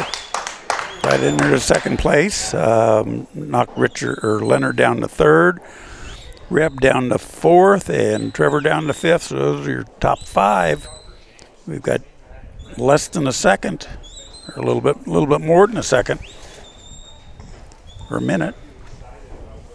Jeez, let's get straight. A little more than a minute dividing our top 5. Yeah. I think I've been sitting here too long. Yeah, our math skills have kind of waned over the weekend. My brain has kind of waned.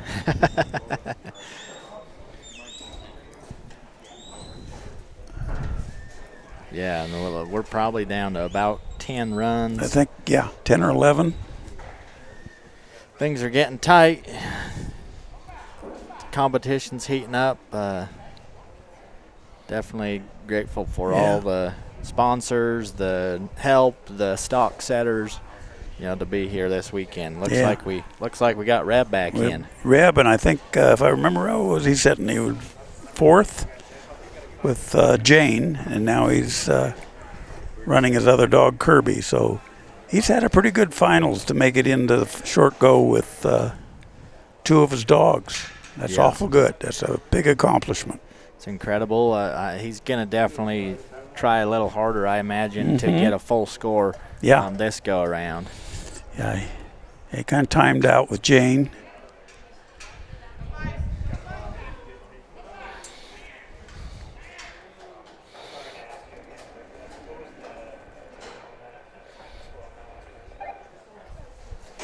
Doing a good job here, just keeping them together, all pointed in the right direction and moving. Coming through the fetch without any problem. Yeah, did a good job. Now he'll get Kirby to, Kirby's got to decide if he's going to go under or go around, and he decided around was a better option. Yeah, like we talked about earlier, a lot of these dogs do not care to go underneath these panels. Some of them are set up high enough where it's not too bad, but on some of them, they just don't care for that, so unless you encourage them to do it, yeah, they're not going to. We seen this weekend when some cattle get penned and the gate's shut and there's no way to go around. Some of them dogs would not go in the pen. The handlers had to let them in through the gate. Yeah. Well, that was a nice maneuver. All 3 of them wrapped around there, and like we've talked about before, that's a tough turn. It's really just a U-turn that the cattle can't see until you start that turn. So Reb and Jane are doing a fantastic job. They're just getting to 2 minutes, and they're already almost into the 3rd obstacle.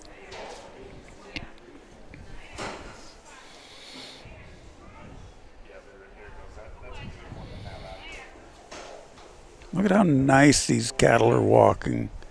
And if you notice, Kirby is staying off of them, kind of right on the bubble, just close enough to keep the pressure on, How about a big round of applause for James but not Moore? create a problem. 7:32. Good pace, not the fastest, but clean. But look at his time, 2 minutes and 38 seconds, and he's already moving on to the 4th obstacle. Yeah. So even at this pace, he could definitely be 4 minutes. Absolutely. 15:03. And it seems that he's asking Kirby of a little bit more, a little closer. Yeah. But these cattle have just, come to the conclusion that Kirby's not going to make them do too much. They respect Kirby's movements, but they're not just going to go taking off from him. Right. So he's going to get up there and just turn their head a little bit, and hopefully not too much.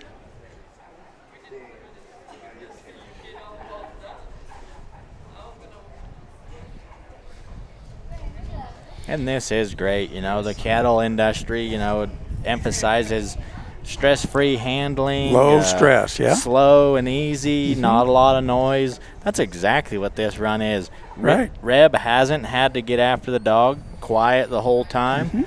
Kirby hasn't done anything to make these wrong. cattle stress one bit. So this is the way you want to move cattle from pasture to pasture or into the corrals to work on them for any reason. Low stress when you're done with the project. Those cattle are just the same as when you picked them up, And you can see the cattle, they lift their head just a little bit. That's because Reb, he is down there. Now they see him. His pressure, he's going to have to recognize that pressure and maybe back off just a little.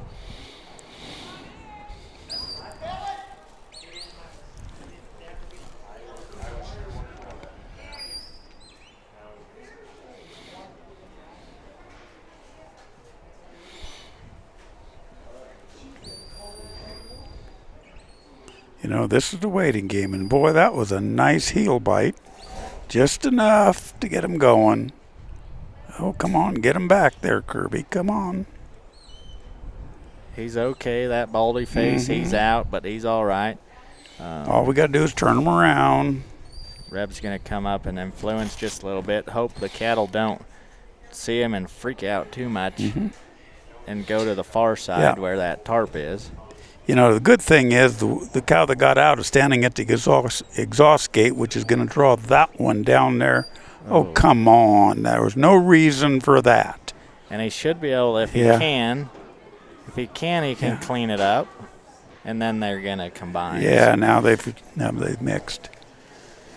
Well, we had a nice run going there, and like they say, it's going good till it don't. Yep, and he still has time. He's got still time. Has time. You know, full score is important.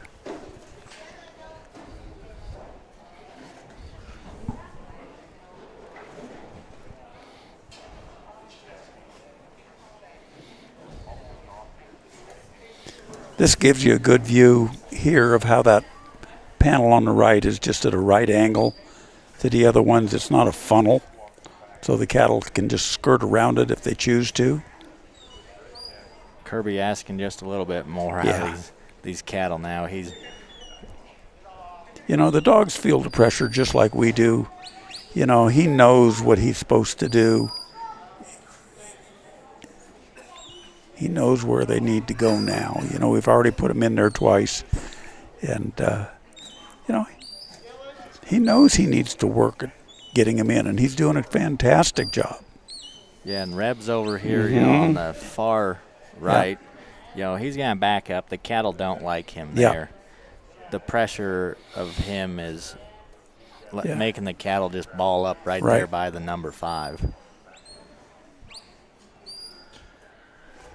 You can see as he backed up, they moved in. We talk about pressure and release, and you can see just him taking a step. Those cattle, you know, whether it be forward or backwards, you know. He bends over.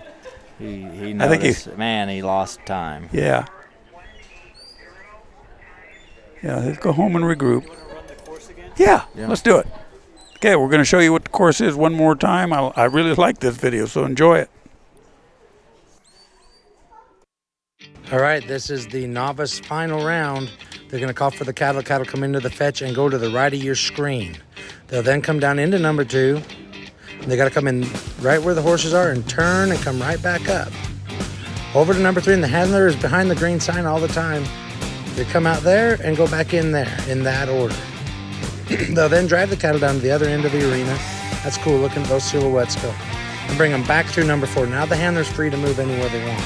They're going to load the cattle. They're going to sort 1, 2, 3 in that order. Then they're going to go and open up the gate and exhaust cattle. That'll stop their time. Full points of 270.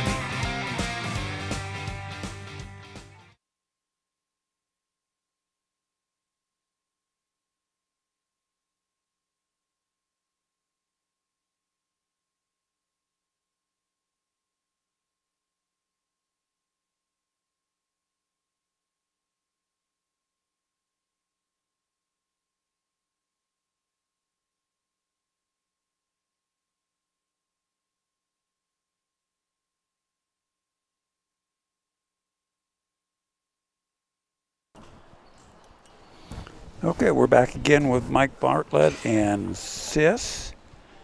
And Corbin and I were just talking. They're both from Spanish Fork, Utah. Corbin says he went to school with one of Mike's sons.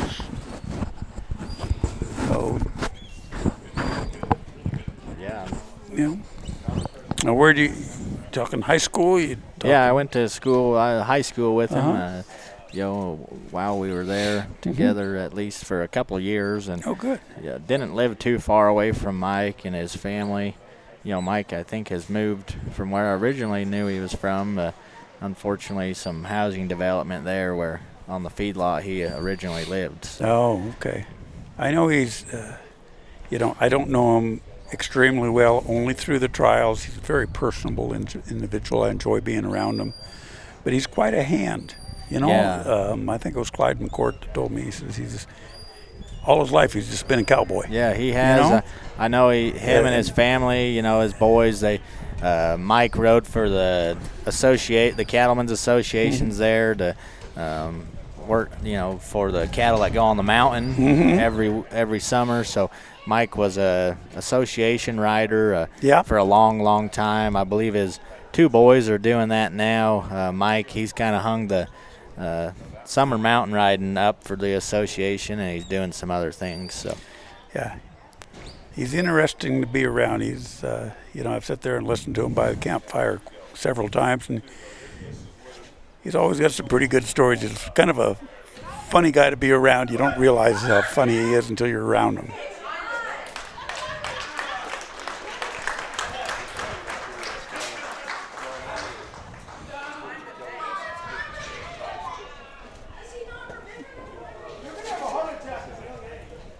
he's trying to, get these cattle to group back up. Yep. Okay, that was a great job by Sammy Heron and Dylan. Full score And these dogs, I know he when he rides in the mountains, these dogs are with him in the mountains. Yes. And Sam. On deck, Dwayne Herman and Sid.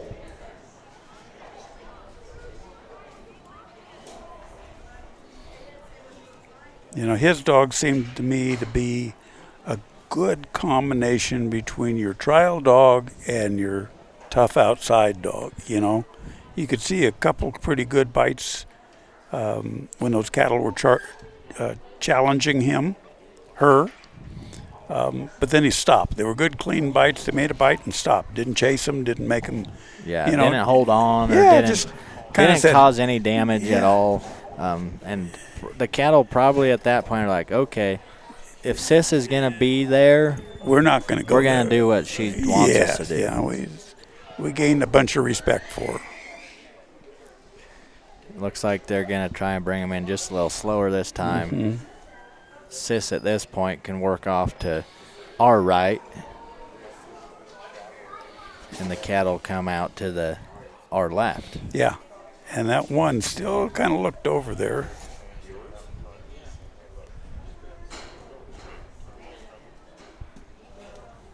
Good job.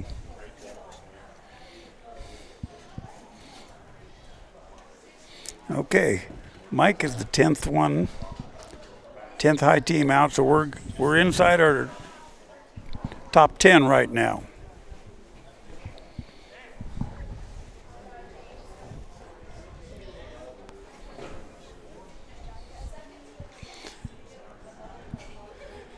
Coming to this obstacle number 2 that we've talked about being pretty darn tough because of the turn that they have to make. Mike knows how to read his cattle. But one did not respect him. So he kind of ran through, so we just set him back, daylight him, turn him around. Come on back, we'll do it again.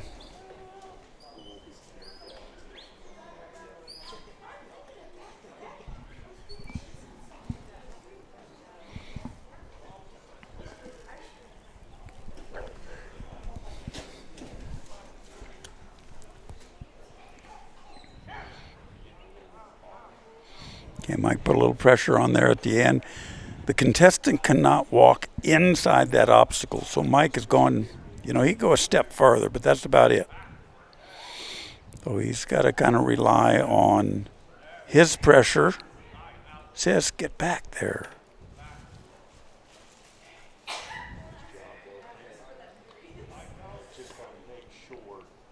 Now we've just got to get this last one out.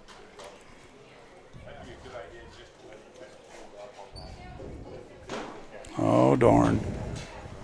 She just kind of got locked on those other 2 that got out. She was saying, Mike, they're getting away. I need to go get them. Stay right here. I'll bring them back to you. And in the meantime, that last one walked out, so he's got to reload that obstacle. Yeah, and he's used up quite a bit of time. Still has some left. At this point, is going to want to just come in, gather as many points as he can. Yeah. And he could move on with the 2. Yes, he can. If he wanted do that. Obviously, if that was the case, he's not going to get full points Right. for that obstacle, or if he was able to finish the course, not for the course.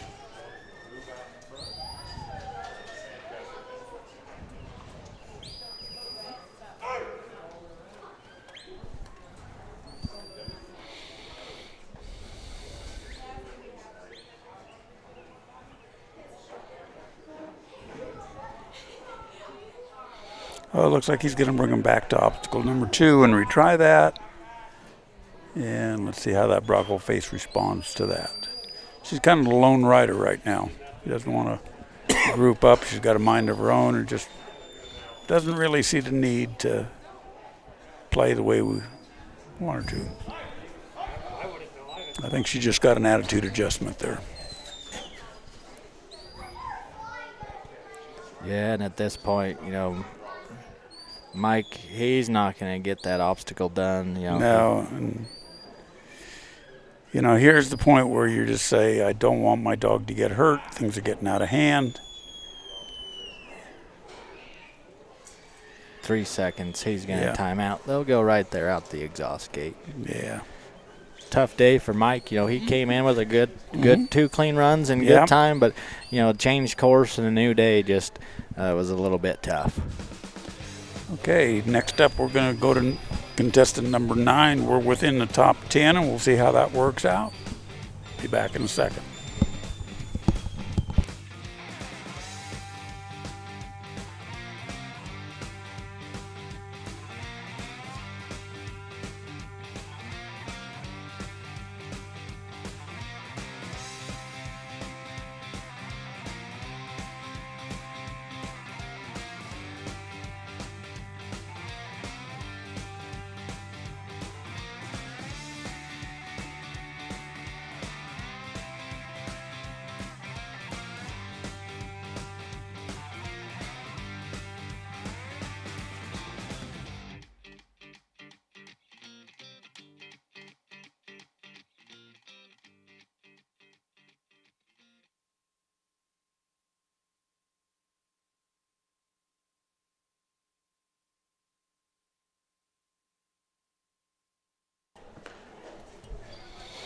Okay, we're back with probably the youngest handler in the intermediate class. You saw his younger brother, Sam White, going. This is Stockton. He's 14 years old, and he's a outfitter guide. He'll guide you on bird hunts, cat hunts, turkey hunts. If you want to go on one, he's the guy to call. Heck of a handler. 14 years old. He drives the trucks around the ranch and trailers, and Dad says, go out there and change that hand line and fix that fence and move those cattle. And you don't have to tell him twice.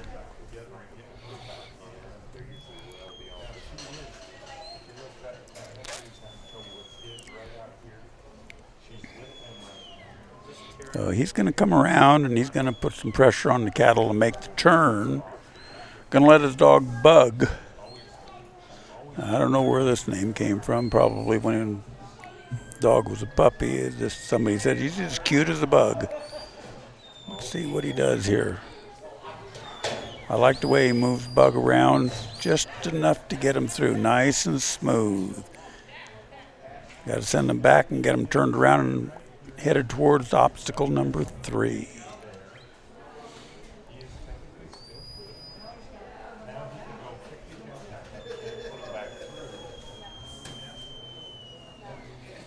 Kind of got this little bigger steer calf that wants to be a leader. But boy, nice move there by Bug to get him turned just at the right time. Got to kind of sweep him around. And get him back through this obstacle. Apologize there. We thought the mic was muted. Bug sure is working good for Stockton, taking all his commands. He's got about 5 seconds here. He's just going to put him away.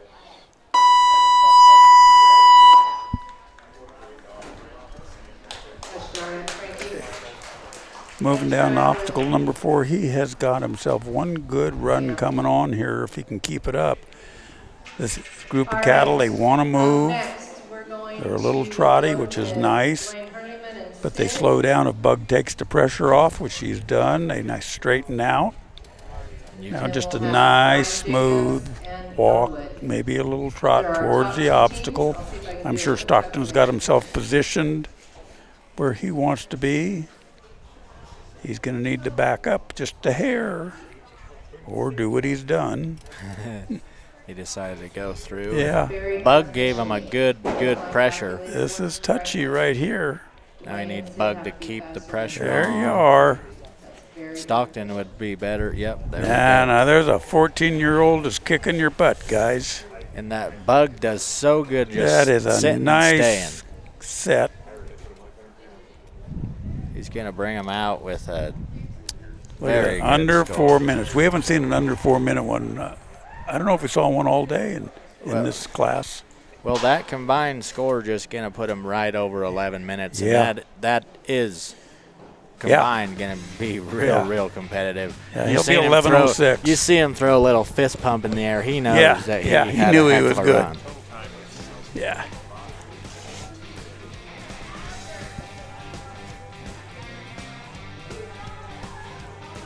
It's awesome. You see the sponsors. They're tuning. If you're tuning in and you want to watch the open final, they're down to the final 2 in that ring. We're down to our final 8 in our ring. You see the sponsors come across the ring. Yeah, we couldn't do it without all the sponsors. You know, you see these Neutrina banners in all the arenas that you're looking at. They're a major sponsor here. Have helped us considerably. Corbin, we appreciate that. And we appreciate you just being here and helping us out and all the input that you've given us, both on the cattle because of your background and also the dog food, animal feed from Neutrina. Yeah, it's been very awesome. Informational. It's been awesome to be here. It's been awesome to meet the folks, just like that Windmill Stock Dogs, Windmill that was Services. Mike Thompson. He's here. I've been able to meet him and, be able, I came here knowing Steve and his family. Oh, yeah. And now I know, going away, knowing a lot more people, so it's been fun. Perfect. That's what we like to see. Okay, we've got Shanda and Lacey from Somerville, Oregon. Shanda's been in She's been in here a couple times. Yeah.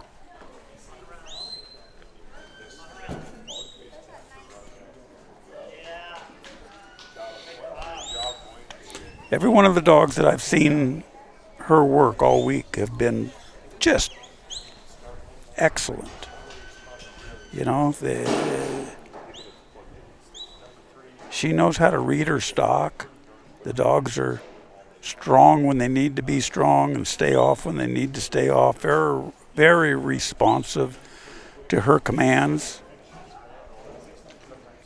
Worked great on that number 1. You see Lacey goes all the way around. Yep.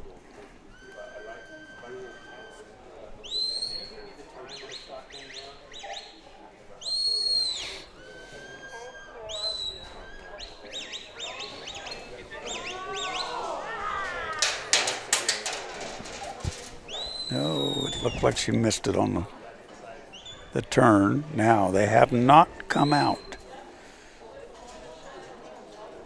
So she can loop them back around. It'll loop be them tough. back around.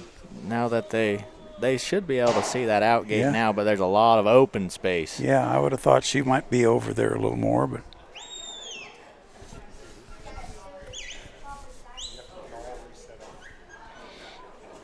looks like she's going to get it done, huh? Pretty nice.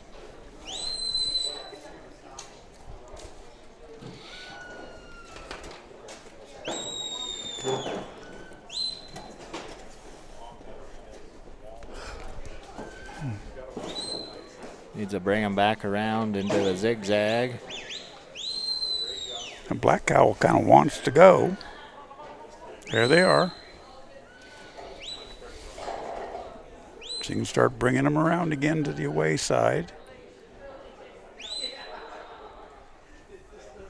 Now see, one of the other dogs, I can't remember which one it was, same situation, took those panels to mean pressure and cut inside and sliced on into the cattle, where Lacey went all the way around, went through the panels out wide, which left the cattle alone.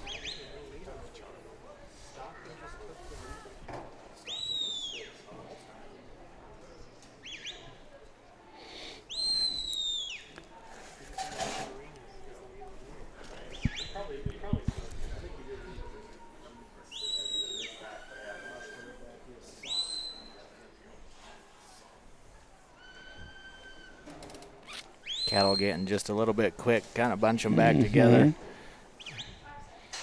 I say Lacey's just done a really good job of controlling the cattle.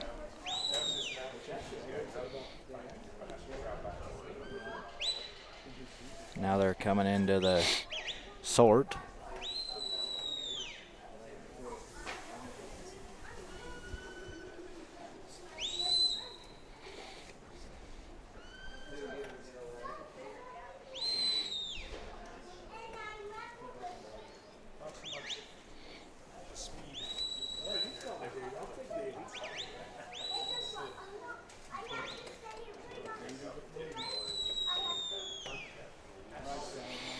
Now it's the waiting game, pressure points. Did great there. Oh, how nice.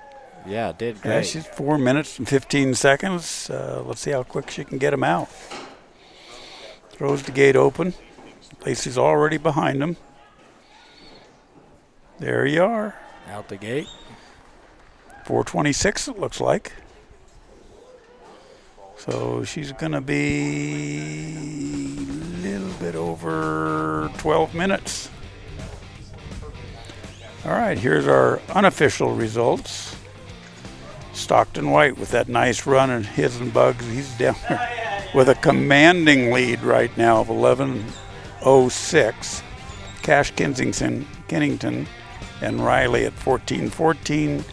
Henry Van Orm and Drover at 14:39. Leonard Morrow and Gus at 15:55. And Reb Bisnet and Jane at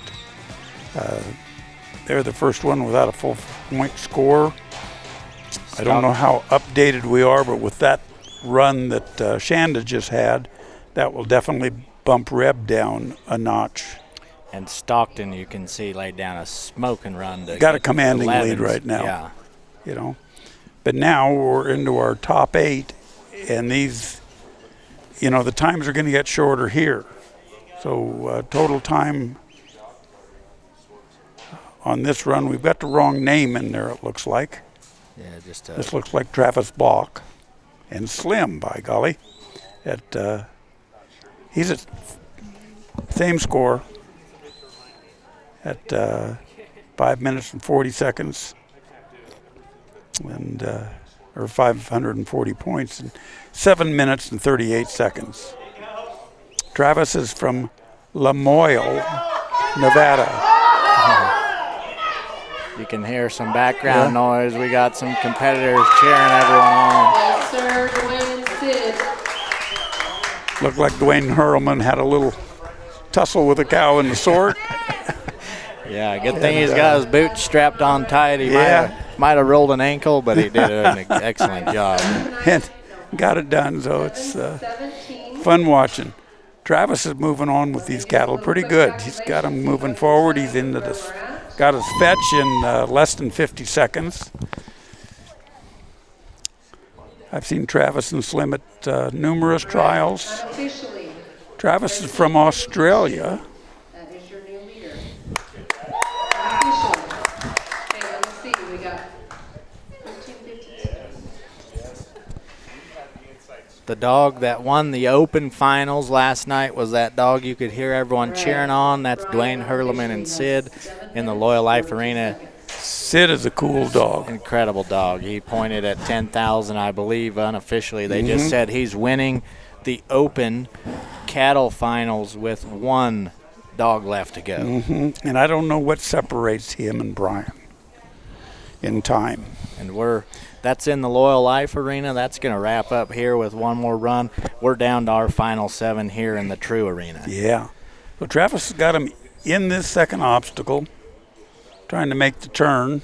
And it looks like his leader's out, but Slim's trying to put a little bit too much pressure in the wrong place. Travis does a good job calling him back, sends him on the away, out and redirects. You don't need to go any farther, Slim. They're already headed that way.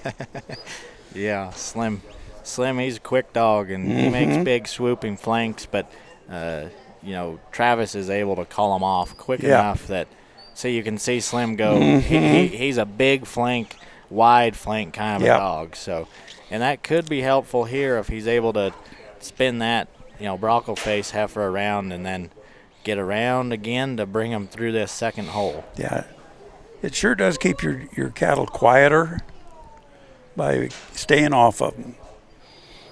Yeah, and it looks like, at this point it might work out for him if he can just flank him back and head through the hole that the number 3 is by. Yep. Simple from up here. Simple from up here and simple for everyone not doing it. I've learned that. Yeah. Looks like he's going to make it easily through there.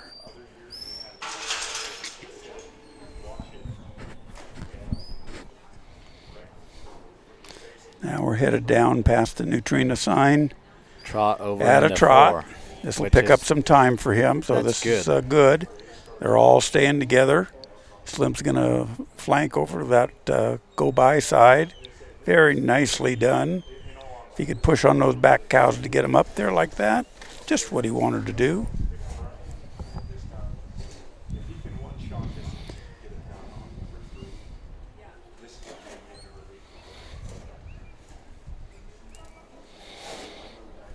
Okay, have to redirect them into the obstacle now, into the sort. And let's see how Travis works this. Got 1, 2. Come on, Travis, don't let him get out of there. 3, nice run. He's going to have a good run going. He's at 416 now. Let's get him out of there. Got to push it open. Dog went on another one of the big flanks. The cattle picked him up. Now it's just... Come on, Travis. This is a timed event. Let's hustle. Okay, 430, 33, 34, 35, 435. Nice run. We'll see where that puts him, but I think that'll put him up into the top 5 anyway. I believe it should put him 7 plus a 4 is an 11 and the change, so yeah, probably second or third we're looking. Yeah.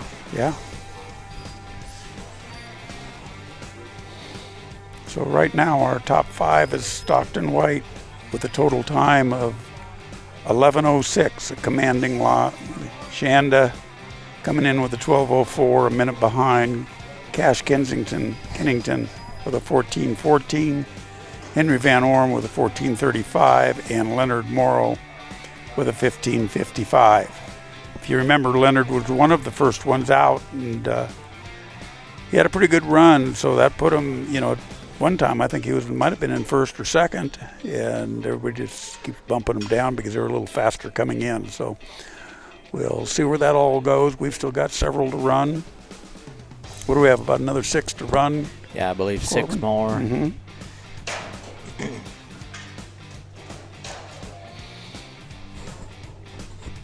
As soon as we find out who this is Trevor Matischap. Yeah, you give that a shot. There's too many K's and H's in there for me. The K gets me. Matichka. I'm going to have to ask him here this afternoon. Matichka in the storm. We'll have to ask him at the banquet. Mm-hmm. Get one calf. So we've had a couple this week that we couldn't pronounce. Yeah, we probably should have clarified before we tried saying their names every time, but sometimes we're just not the best at sounding out everything.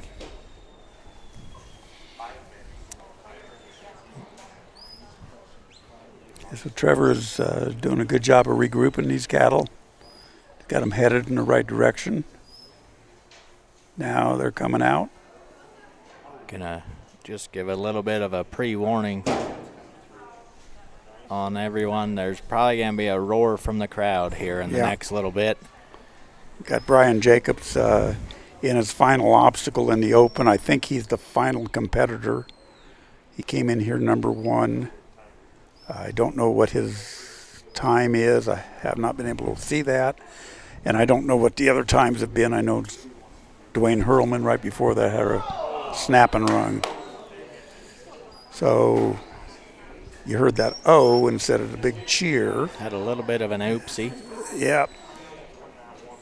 Had one come out of the wrong hole on the sort. So I think he can still get it done. You know, not getting in too big of a hurry. Not you know. We're here in the True Arena still with Trevor. Looks like he's Trevor's trying to looking on this second arena or the second obstacle. That's been a little tough for everybody. You know, it takes some time to get things set up, and his cattle have not stayed together. So there goes that cheer for Brian. Took him an extra minute. 25. Unofficially, ladies and gentlemen, that is your national champion. I put him in the number 1. Yeah. Nice job, Brian. Looks like that put him in the number 1 with Brian Jacobs. I'll do a bragging just for a moment. I know Brian has come to me and said he's been using our True dog food. The dogs look good. The dogs, are competing really well, and that dog there just became national champion for Brian. There you go, and that was Elwood. Elwood, beautiful slate-colored dog. Very different. I've only seen one, just that one. He's a special dog. So Trevor is still working on this obstacle number 2, and he's just got it done. So now he's going to move on to obstacle number 3. Got to control these cattle, bring them back. Got that one that just doesn't want to play today. Okay, Trevor came in here number 6, so we've got 5 more dogs to run after Trevor is done.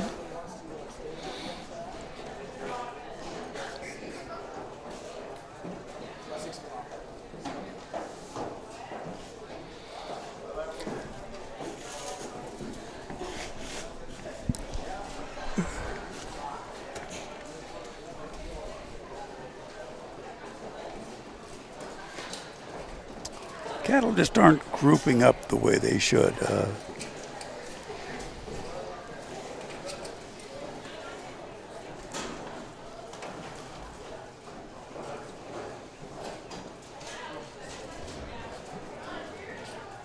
Okay, now we got them going in some sort, but we've got to go way over there and stop that lead cow from going out.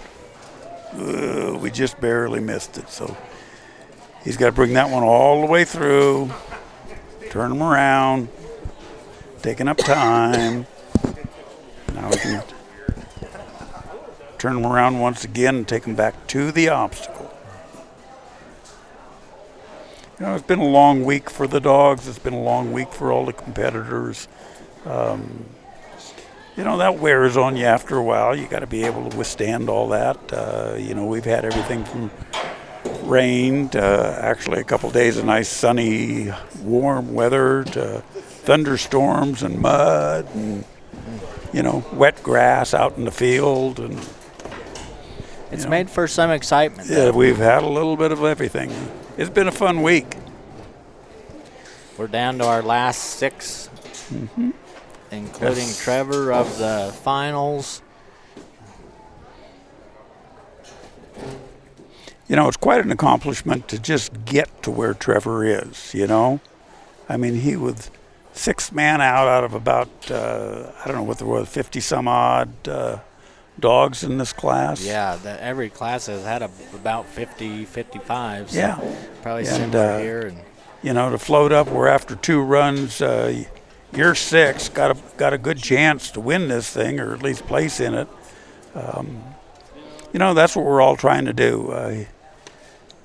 Things have just not been going 100%. And I mean, you can't say anything about the way his dogs worked or the way the cattle were or anything like that. It's just everything didn't gel together like we'd like them to. He's going to keep on. He's going to work this until Jay. until he runs out of time or until he gets it done. Yeah, Storm. He'll keep working Storm. Use up all the time he has and just try and gather the points he can off this obstacle, because that still is important.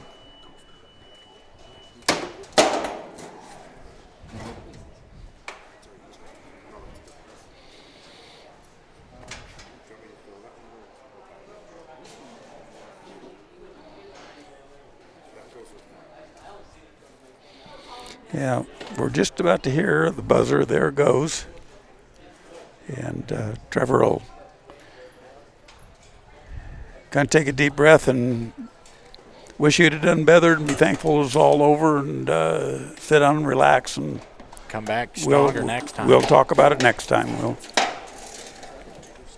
run the course one more time? Let's do it. Yep. Okay, we're going to give you a look at the course while our cattle crew comes in and exhausts the cattle. And I always like watching this video. All right, this is the novice final round. They're going to call for the cattle. Cattle come into the fetch and go to the right of your screen.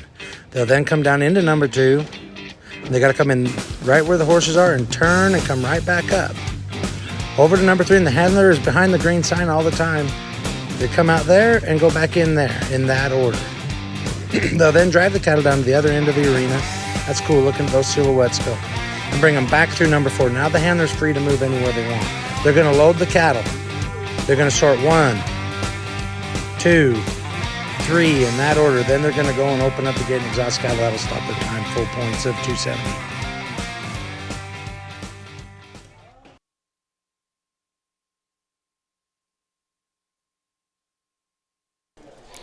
Okay, coming in 5th place after 2 rounds with 2 full scores, total score of 540, and a total time of 7 minutes and 1 second. So you can see how tight these